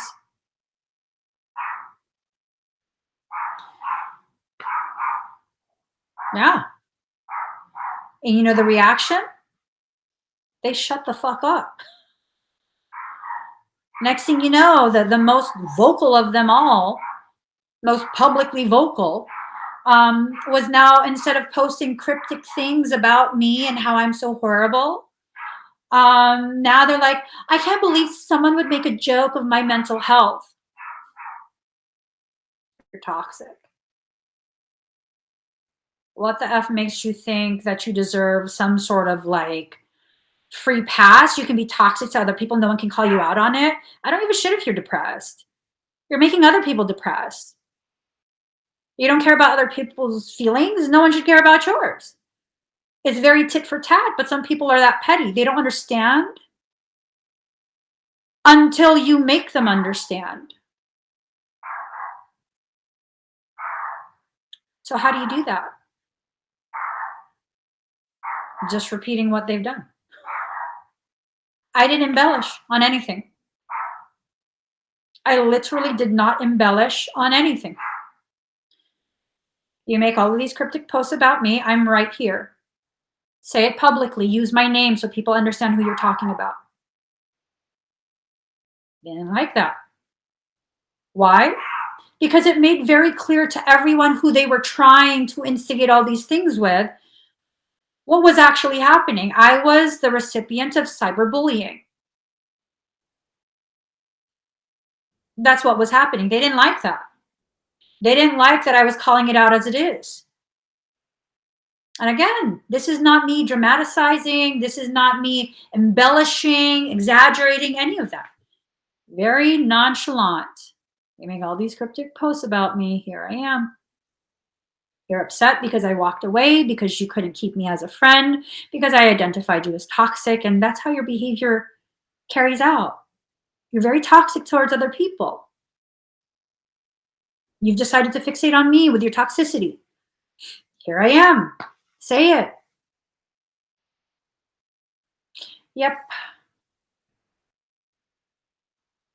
Yep.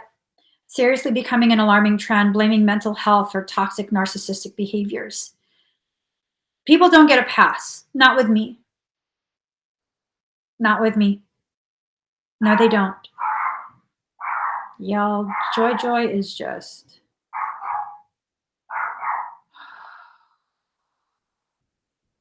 She's finding her voice. She's clearing her throat chakra.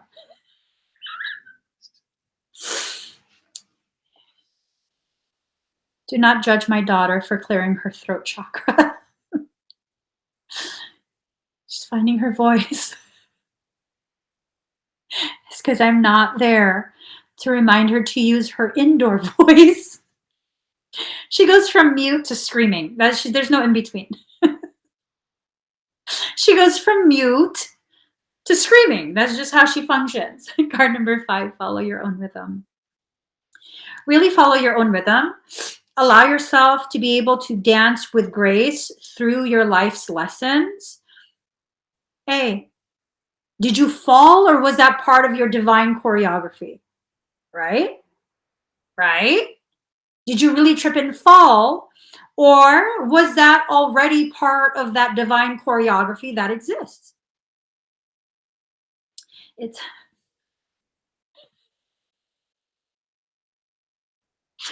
So she can yell. Okay, it's her house. She can yell. So we often let her know, because like we've decided we don't want to buy a property, right? We don't want to buy a house because we end up moving so much. So sometimes when she barks, like we tell her, this is not your house. It's not your house. You just live here. We are just renting. It is not your house. And she just looks at me like, and I'm like, see? She's just clearing her throat. See? She's fine. She just had a little something she needed to say. Card number 2. Inner trust. Really, truly trust yourself. All seriousness, trust yourself. Okay?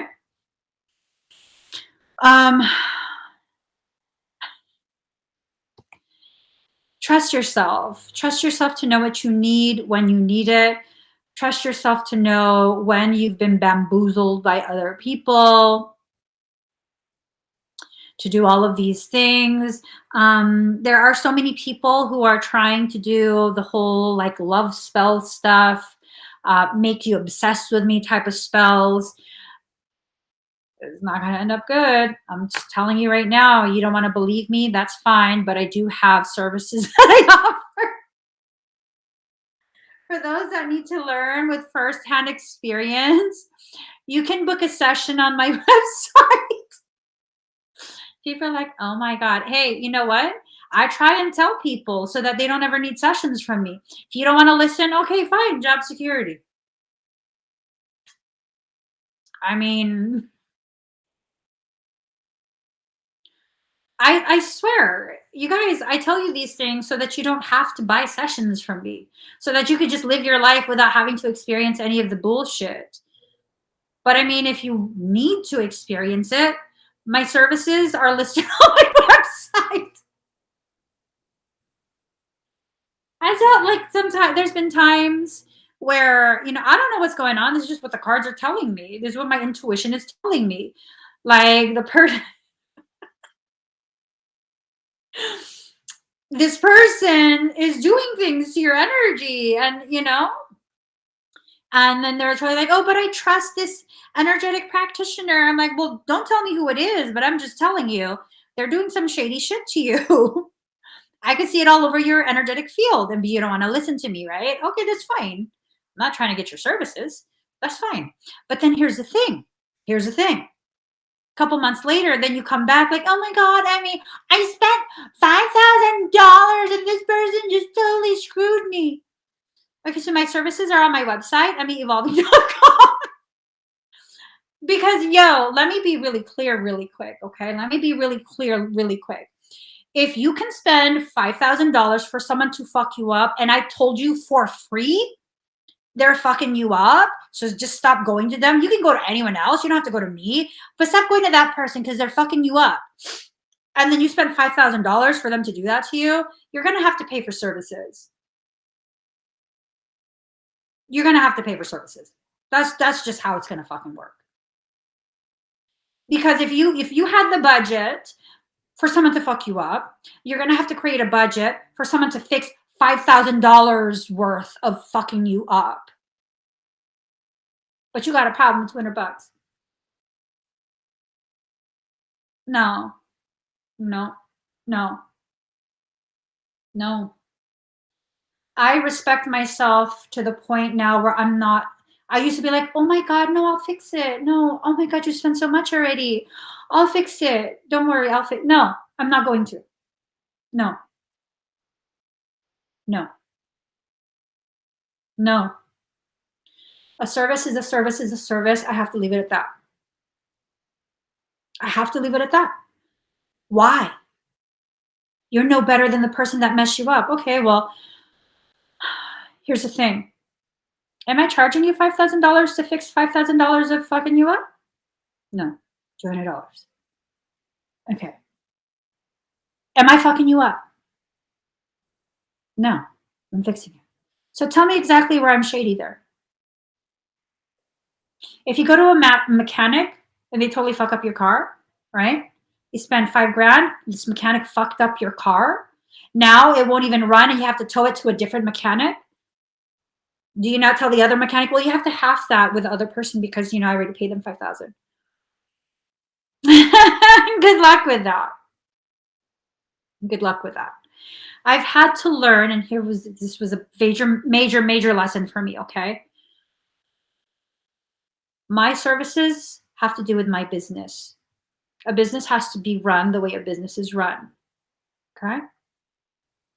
Me as a person, you cannot judge me as a person because what you're asking from me is not for me to be a person. You're asking for services. So then that becomes a business thing.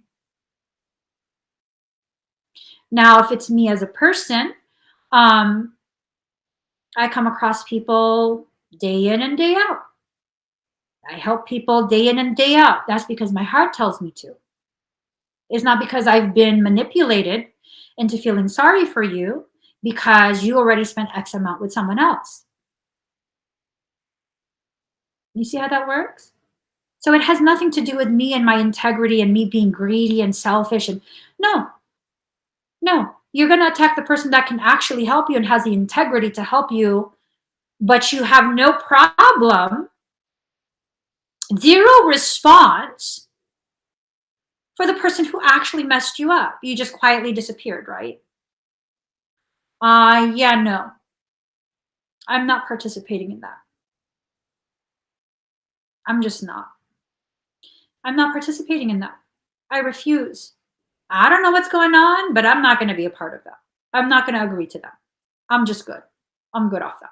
No, thank you. No. I actually had this happen, but it wasn't a structural house. It was their body. You guys saw, I think it was like over the summer, this one person kept like, oh, you robbed me and this and that. Okay, well, since you put it out there, no, you didn't want your demon to be tossed anywhere. You let it back in when you were like, what did you do to it? Did you hurt it? And if you look at the recording at the very start, before I ever started, I stated, now it's not too late for you to get a refund. Like, we should only do this if you're really willing to let it go. Because once I do the work, you can't have a refund. Which you said start the work. Yeah. I mean, when you remove things and then the person is like, oh, but I miss my demon. Shit's coming back. It's coming back in. It's got nothing to do with me. It's got nothing to do with me or my ability. I don't know what's going on there. I don't know what's going on there. But it has nothing to do with me. When the service has been provided, the service has been provided, and that's just that.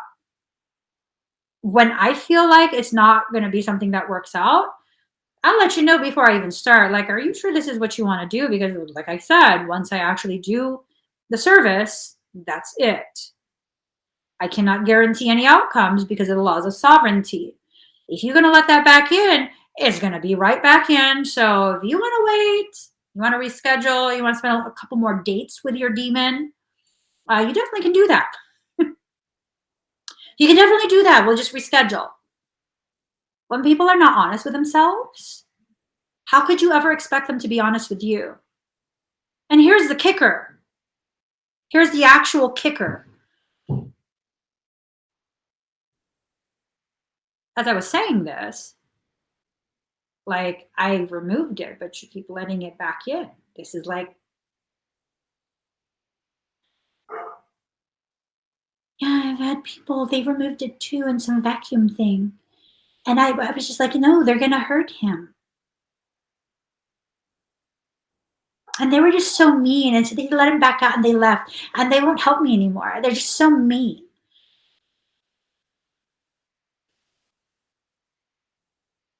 They're mean. And I was just like, what kind of cow pile of shit did I fucking just step into? Did a river dance in and drag through the whole fucking house? What the actual fuck?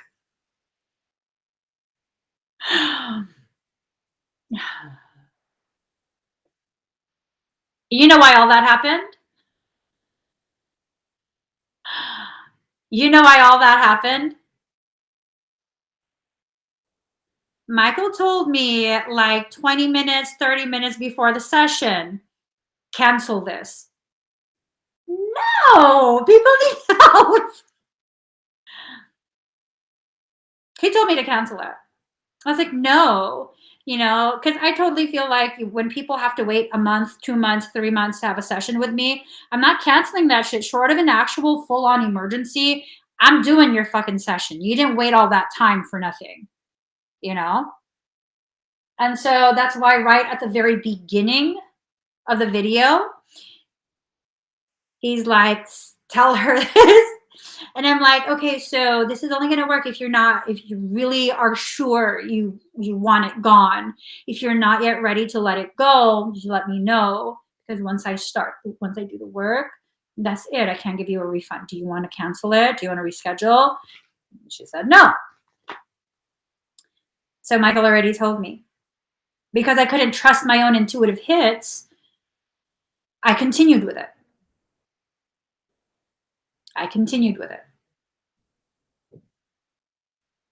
30-minute session becomes 45 minutes, becomes an hour, becomes an hour and a half. I promise you, that's the last time I did that. That's the last time I did that. No. No more.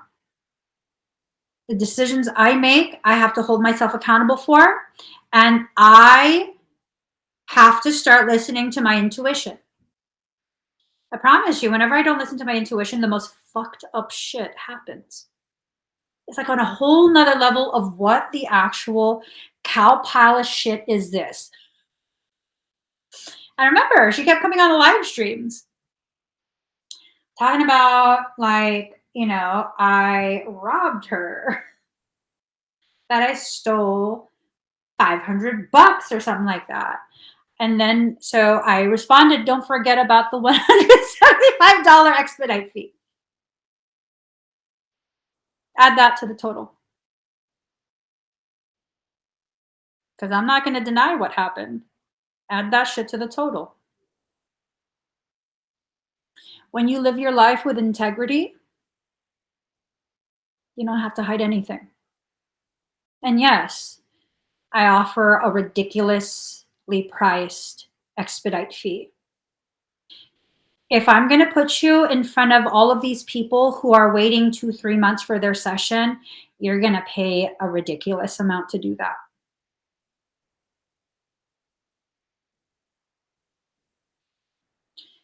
I don't even have people knowing how they can do that. Not no more. Not no more. Everyone can wait unless it's an emergency, an actual emergent thing. We all just got to kind of wait our turn. We all just kind of wait our turn. It's going to be fine. It's going to be fine. I have nothing to hide. Nothing. I do have that option. We'll put you in front of the line, but that's going to be a ridiculous price. Like, why would you want to pay that? Why would you want to pay that? Just wait a couple of weeks. Like, not a big deal. We'll wait a couple of weeks. I promise you. There's going to be developments in your life that by the time those couple of weeks that you're going to wait is done, you're going to be like, oh my God, I'm so glad I didn't have my session back then. I'm having it now instead. Everyone who's like been, oh my God, I can't wait that long. Like 2 months. Are you kidding me? I need her now. Then I couldn't be available now because my schedule's booked up. And by the time we see each other 2 months later, 3 months later, yeah, the end of that session, oh my God, I'm so glad I waited. And I'm like, I'm so freaking glad you did too. It always works out in your favor. It always works out in your favor. And we don't have to understand what's happening for us to accept that everything that happens in your life is always in your favor. You will always benefit at the end of the entire experience. You are the only benefactor of all the lessons that have been slated for that experience.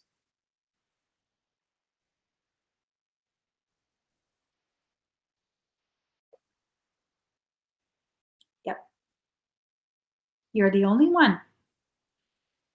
Whenever you try and rush your process just because you don't understand, whenever you try and force the process just because you don't understand, you are robbing yourself of that additional necessary time to fully mature and ripen so that when you harvest that fruit of knowledge, it'll be at its peak.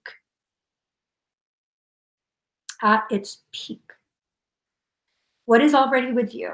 What you need is already with you. I promise you. You came into this life with everything you needed. all the potentiality, everything. It was already programmed into you. Card number 27, receiving. What's already with you needs to be allowed to be received consciously. Get out of your own way. Stop trying to control things. Collaborative dreaming. For some of us, we exist in environments that encourage us to continue sleeping through our lessons. People think that being woke is enough. It's not. The reason you need to be awake is because you're in a classroom.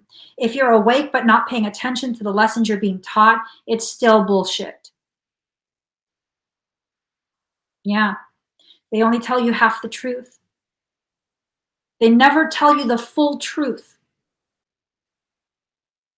Oh, we're woke. Okay, what are you doing while you're awake? What? But I'm woke. Okay, but what do you do while you're awake? Are you just sitting on your ass watching TV? But they're spiritual shows. Yeah. Okay. How do you know they're spiritual? Because they use spiritual terms?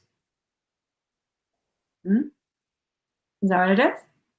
Anyone can use those terms. Anyone can use those terms. Anyone can talk about anything. Are they really what they're presenting themselves to be? See, for quite a few years, I presented myself as someone who is very meek and mild and like soft-spoken and stuff. I lied. I'm not meek and mild and soft-spoken if I don't want to be. My bad. Totally tricked you. Well, not you guys, the people on Facebook.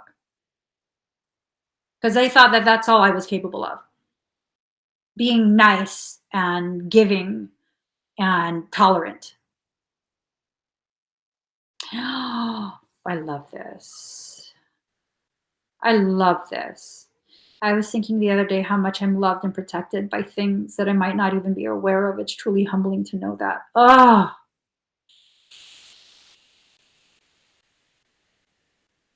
I love that.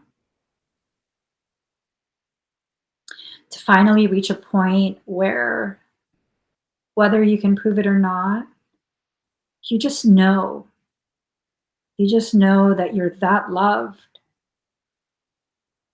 that you're not allowed to be irreparably harmed for no reason, that everything that happens to you is to grow you, to expand your awareness of self and soul, to reunify, reunite, realign, rejuvenate, all of this beautiful stuff. I might not understand, but I trust it. I trust it. I finally am trusting myself. Free from judgment, free to love. It's okay for you to love yourself in a way that other people don't give you permission to. It really is. You don't have to listen to anyone about anything, about nada, nada, nada. Nada, nada, nada. Okay, so I need to go eat. Sorry, guys. I'm always just constantly thinking about food. What? Every journey starts with a single step. It's time for you to walk away from that toxicity. Okay? Walk away from the BS. Legacy of light. You come from a legacy of light, and you need to begin conducting yourself in such a way that shows not just other people, specifically you, shows you that one little circumstance is not going to be enough to end you. It's always a child that feels like one little hiccup is like the end all be all, right? This is how we were as children. And then when you grew up, you began to really understand that it's going to take more than just one little hiccup, that you can still make it through even with a little hiccup. So you're running a little bit late. Okay, you're about to leave the house and you accidentally spill something on your pants. Change your pants. You're 5 minutes late. The event isn't done, right? Legacy of light. Ooh, defend to the end the worthwhile. For some of you, you're going to have to fight with someone so that they can understand the gravity of you, what you deserve, your life, all of that. Okay? Card number 34, in the world, not of the world. You're in this world, you're not of this world. You're a legacy of light. You come from liquid light. Just because you're in the density of flesh does not mean you get to forget your origins. Card number 15, big, bold vision. Letting yourself see life in a different way, in a way that you have never lived before. Because guess what? I'm kind of bummed to be the one to tell you this, but you haven't been living to your potential. No matter how much you think you've been living to your potential, you're not aware of your actual potential yet. Like, as aware as I am of my life and my trajectory, I'm nowhere near understanding what a fraction of my potential is yet. Like, I've seen a lot about myself, but to say like I've mastered myself, I've seen, no, just a fraction.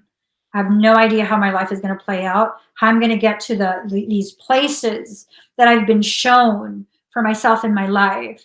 Like, ooh, that's hard.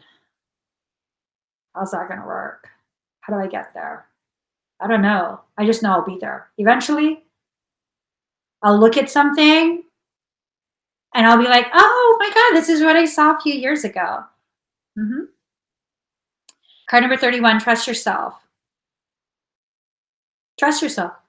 That's a statement. That's a direction. That's a statement. Okay? New birth, guarded vigilantly. When you freshly grow, you have to protect yourself from the people who want to stomp out this new life of yours. The oak tree, although it becomes huge as a little seedling before it becomes a sapling, it can be stomped and die. It will never grow into its potential. Why do you think they put those little fences around the saplings? To protect them. You know what those posts are? To ensure that they grow tall and straight. Because the wind, because this, because that. It's to help them, to support them. Now, is it to say that you need to make sure that you grow tall and straight because that's the only way to grow? Bonsai. It's not always about growing the tallest and the biggest. Sometimes it's all about the way you exist, the way you allow your life, the inclement weather events that you go through to further amplify the beauty of you and your maturity. You know, bonsai is not just about having like a crooked tree, right? The truth of bonsai is about creating the appearance of a weathered, matured tree in miniature pot form. It's about celebrating the maturity of that tree, cultivating that. You know, there's added value in bonsai when they lose a branch, when they have wood rot. They simulate that, right? This is now the time for you to begin appreciating all the parts of your life that maybe you felt broke you, that maybe you felt shrunk you down.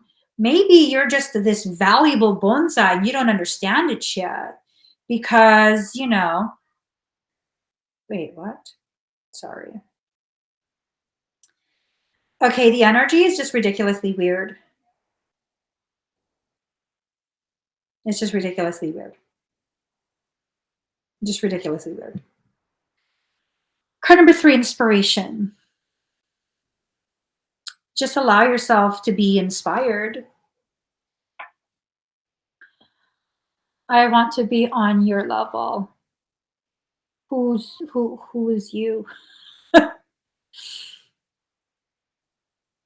My level of what? We're all on the same playing field. My levels are internal. We'll never be on the same level. It's an internal thing.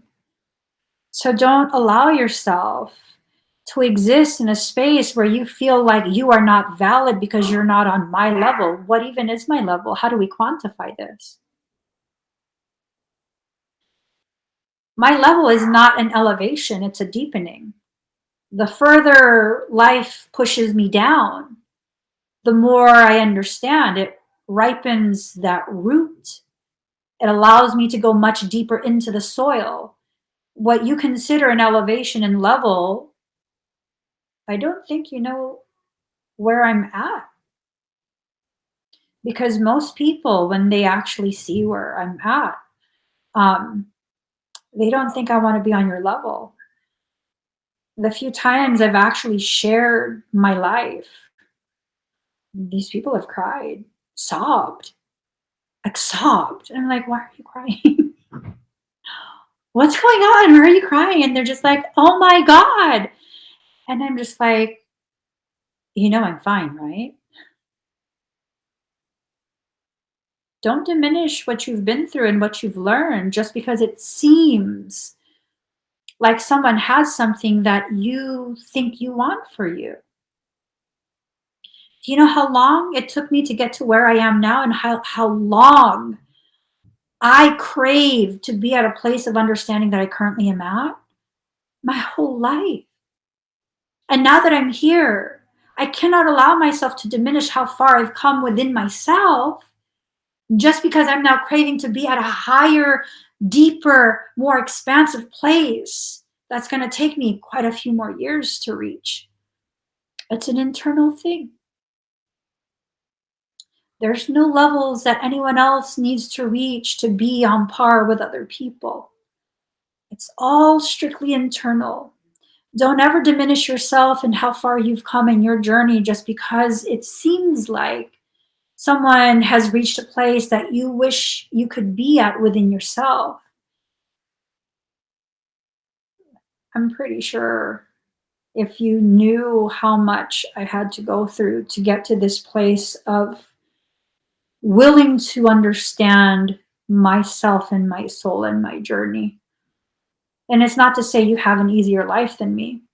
It's to say we have such different lives, and I don't know that you would want to live what I've lived through to get to where I'm at within my journey right now. And I'm barely getting one toe over the starting line. Barely getting one toe over the starting line. I remember when I first began doing my mentorships, because I felt like people would want to know. I used to tell them the percentage of their potentiality that they're currently operating at.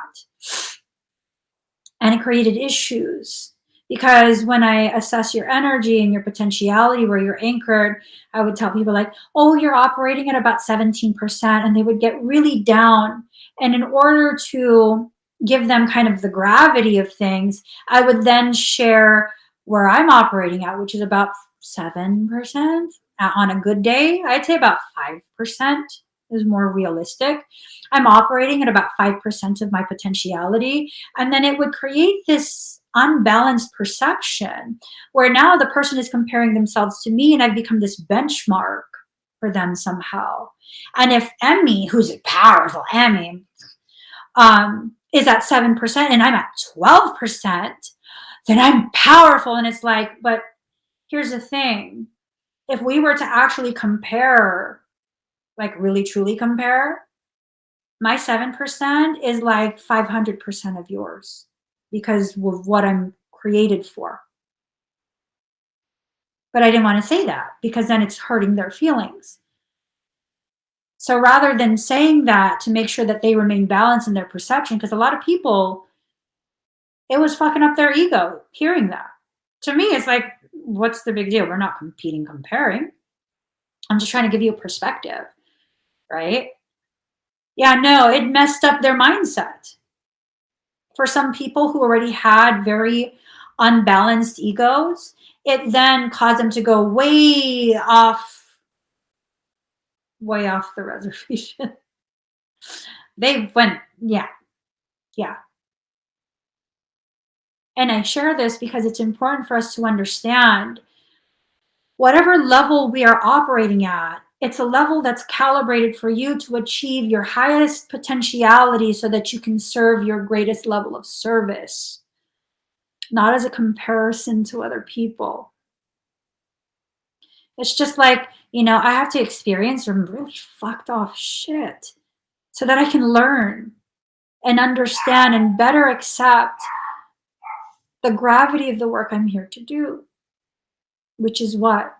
Help people understand themselves, create an opportunity for diversified unity,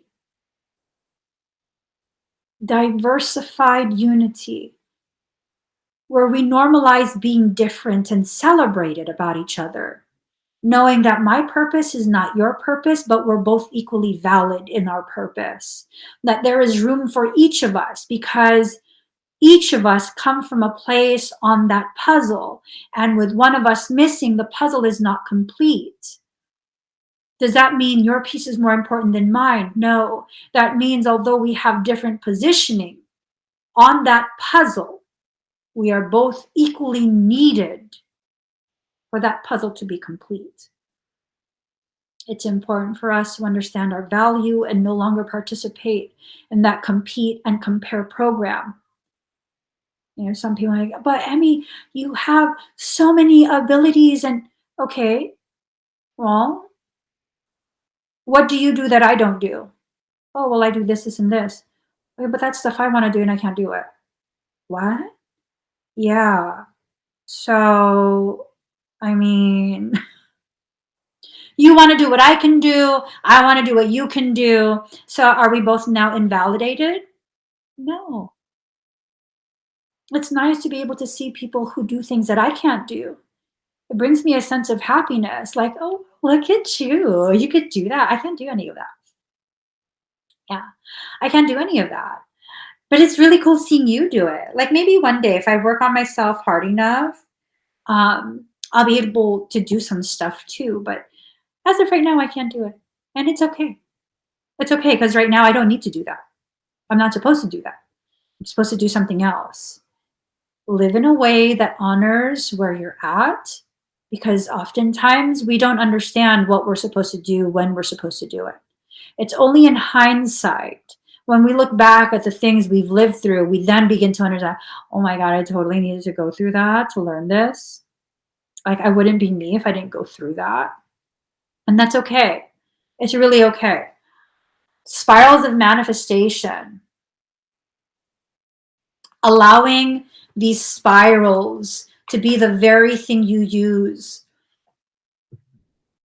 as your ladder to reach higher and lower places of understanding of yourself, okay? It's taught that to whom much is given, much is required. This is everything. This is everything. I have a lot of my higher sensory gifts active because of the work that I'm going to do, the work that I've been doing. It's not because I need to show people how powerful I am. It's because I need to be powerful enough that no matter how many principalities come to take me down, I will keep standing. I will keep walking forward. And I will not stop until I do what I need to do. You see that? I had to remain powerful, even as a child, because of how many demonic things would attack me. I'm still standing.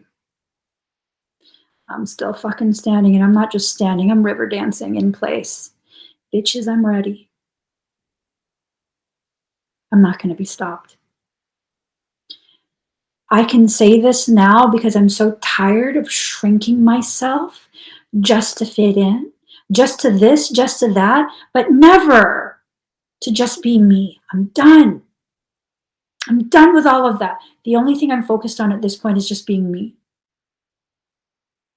Taking accountability for my behavior, my attitude, the type of environment I create within my local space, online, all of this. That's it. Only thing I'm focused on is just being me, the highest level expression of my truth and my purpose, and that's it.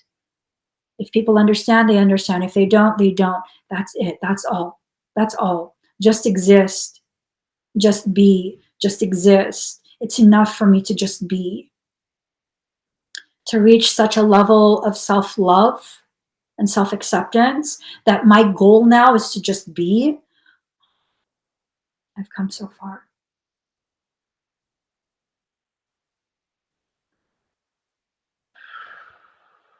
I've come so far. Because most of my life I've lived in a way that made me feel like, well, maybe I'll be more tolerable. Maybe it will be easier for people to tolerate me if I'm less this and less that and less that and less that, and more just quiet, more just giving, more just helpful. So instead, I'm just going to be me. I'm still giving. I'm still helpful. I still don't talk too much in real life. And that's enough. That's enough. That's it. That's all. I just need to be me. And whoever I am in that moment, that's who I need to be. If I need to be aggressive, I'm probably going to be aggressive. And it's not going to be something that I necessarily plan out. It's just what's going to be. And if I need to be passive, and if I need to, be softer, I'm probably going to be softer in that moment. A lot of my behaviors, I don't understand it until after I've done it. And then I look back and I'm like, oh, yeah, there was really no other way to do it. I mean, there was another way, but that wasn't really the right way for me. Yeah, I used to make fun of myself and really just have this like deprecating sense of self, like just really, like, oh my God, I have zero impulse control.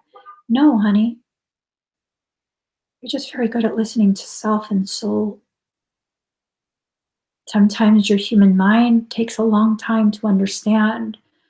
But even with that, you don't allow for the delay in the action.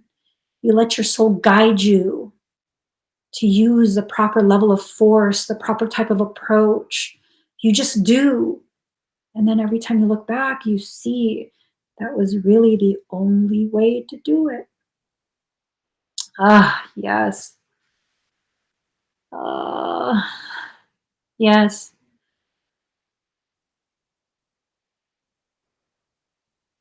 Celebrating that I'm a peony rather than a rose, knowing that although I'm a different flower, my blossoms are not less valuable, my scent no less sweet, something that grows only in one period, not all year, something that has an exclusivity to it, selectiveness, something that's not always available, and in that it becomes so much more valuable. It's not run of the mill. I say, I'll always know someone went out of their way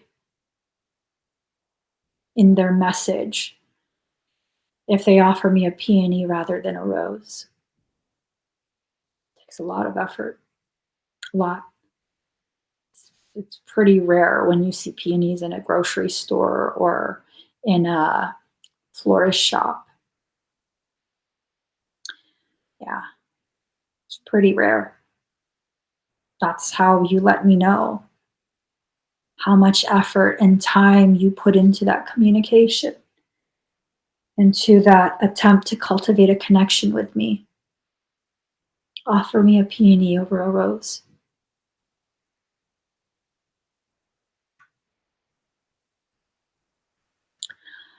Card number 26, relax the hold of darkness and be at cause. Relax the hold of darkness and be at cause. It's okay if the world becomes consumed by darkness. You have a light inside you. It'll never be extinguished. For many empaths, many PiSCEans, our outermost layers will reflect the environment around us. If your environment is dark, you will emit darkness. That doesn't mean your light has gone out.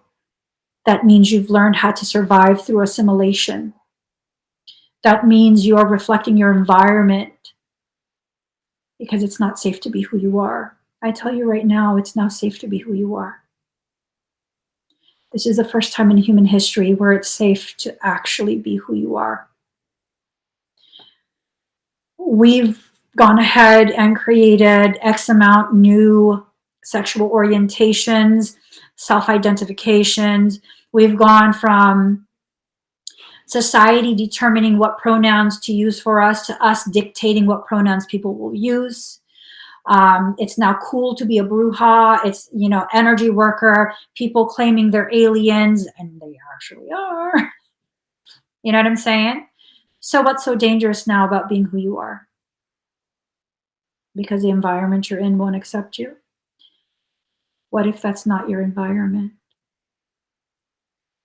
What if that lack of acceptance you're receiving where you currently are is guidance from your soul to find the place where you really should be?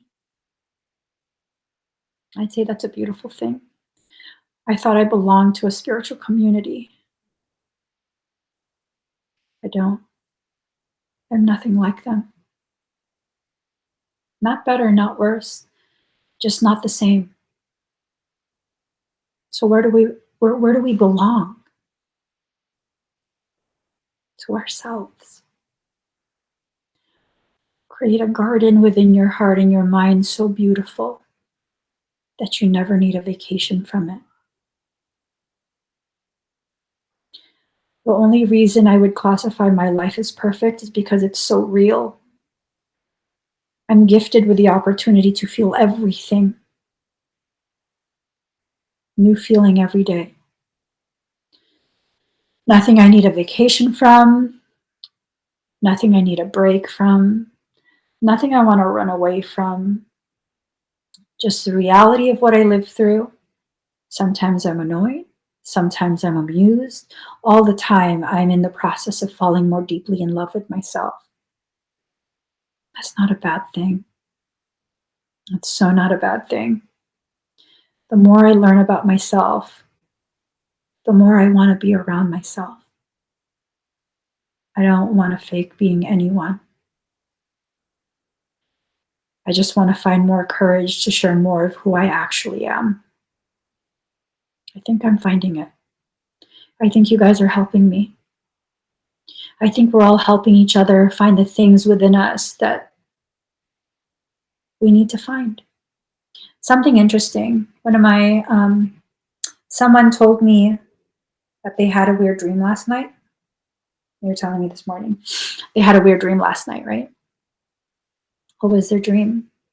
And this person has never heard me talk about soul fragments before.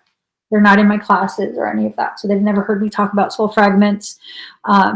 They've never said or done anything to indicate that they know about soul fragments. But their dream, they said that they had this dream that they opened up a portal because they needed to begin collecting all the soul shards, the shards of souls. I think that means it's time for us to bring all our pieces back home. I think that means we know exactly where home is, and now we're no longer wandering through the wilderness. We're intentionally traversing these spaces where we've existed within ourselves, outside of ourselves, to retrieve the parts of us that we left behind. Not because we lost those pieces, but to serve as marker points of where we need to return back within our lives, in our memory of our life, so we can retrieve those lessons that we learned during that period.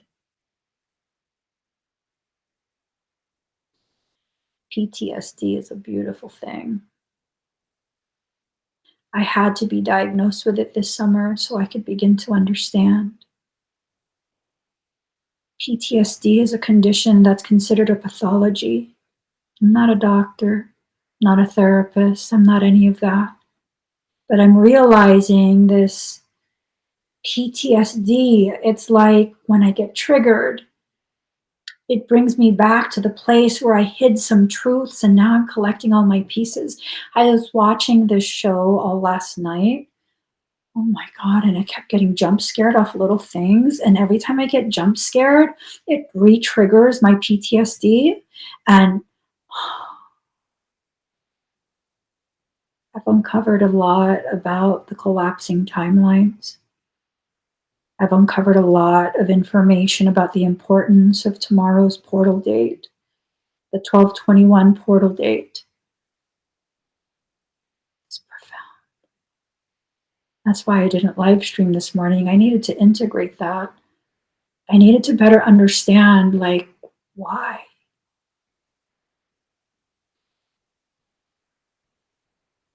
It's profound.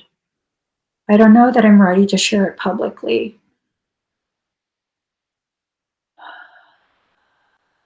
But I better understand the resonance between twins and spheres and rays and fire. It's literally profound. So I watched that show, quite a few episodes, and then I didn't go to sleep. I got knocked out for a download. And my husband said I kept waking up in the middle of my sleeping to tell him, I'm dreaming crazy shit. I'm having crazy dreams. And as soon as I would say that, because I was going to tell him what I was dreaming, I would be put back to sleep. It's just crazy dreams. Ooh. Oh, up. Yeah. Oh my gosh. So I got to get going. You know, when you got family over, you got to feed them stuff, right? So we got to go grocery shopping. Unfortunately for me, I don't have like a homestead pantry. You know, I don't have a homestead pantry. We don't have like emergency food stores. So we're going to have to go to the store, get fresh food, and make some dinner. All right. I'm sure everyone's hungry. So please give this video a thumbs up. If you haven't already subscribed, please do subscribe. Turn on that notification bell. Join me when I'm live. When I'm live. When I'm live. I love you guys. I hope you can join me tomorrow. I have the 1221 portal sacred flame fire ceremony coming up. With that, I used to have a disdain for this portal. Okay. I used to have a disdain for this portal. I'm understanding the extreme significance of it this year. I hope you guys can join me. Tomorrow's event begins earlier than the normal time. Wait. Hold on. Hold the phone. Hold the phone. Let me see. For real, hold on. Let me see. It starts on... It starts at... What? That is the wrong time. Oh my God. It starts at 4:30 p.m. Pacific Standard Time. Thank you for letting me know. Thank you for letting me know. 4:30 p.m. Pacific Standard Time. That is when it starts. You can go ahead. Let me get the link for you guys. This is, yeah. Sorry. This is the link for tomorrow's portal.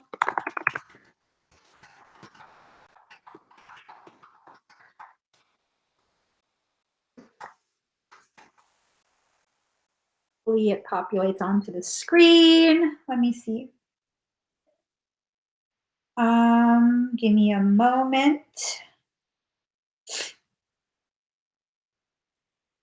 There, let me pin this link. There you go. That's the link for tomorrow's fire ceremony. It starts at 4:30 p.m. Pacific Standard Time. I hope you guys can join me. You can purchase expedites. Just go to that link, and the first comment, or the only comment, it's a pinned comment. It has a link for the expedites. And yeah, you don't necessarily have to purchase anything, but I would highly recommend the fire blessing and the I think it's the Sacred Flame fire code activation. I can't tell you guys why right now. I don't know if I'll ever be able to tell you, but just know you don't want to miss that. You just don't. Especially with the things I was retrieving from the collective Akashic as I kept being put to sleep last night. But anyways, I will see you guys hopefully there tomorrow. Bye, everyone. Oh, give this video a thumbs up. If you haven't already subscribed, please do subscribe. Turn on that notification bell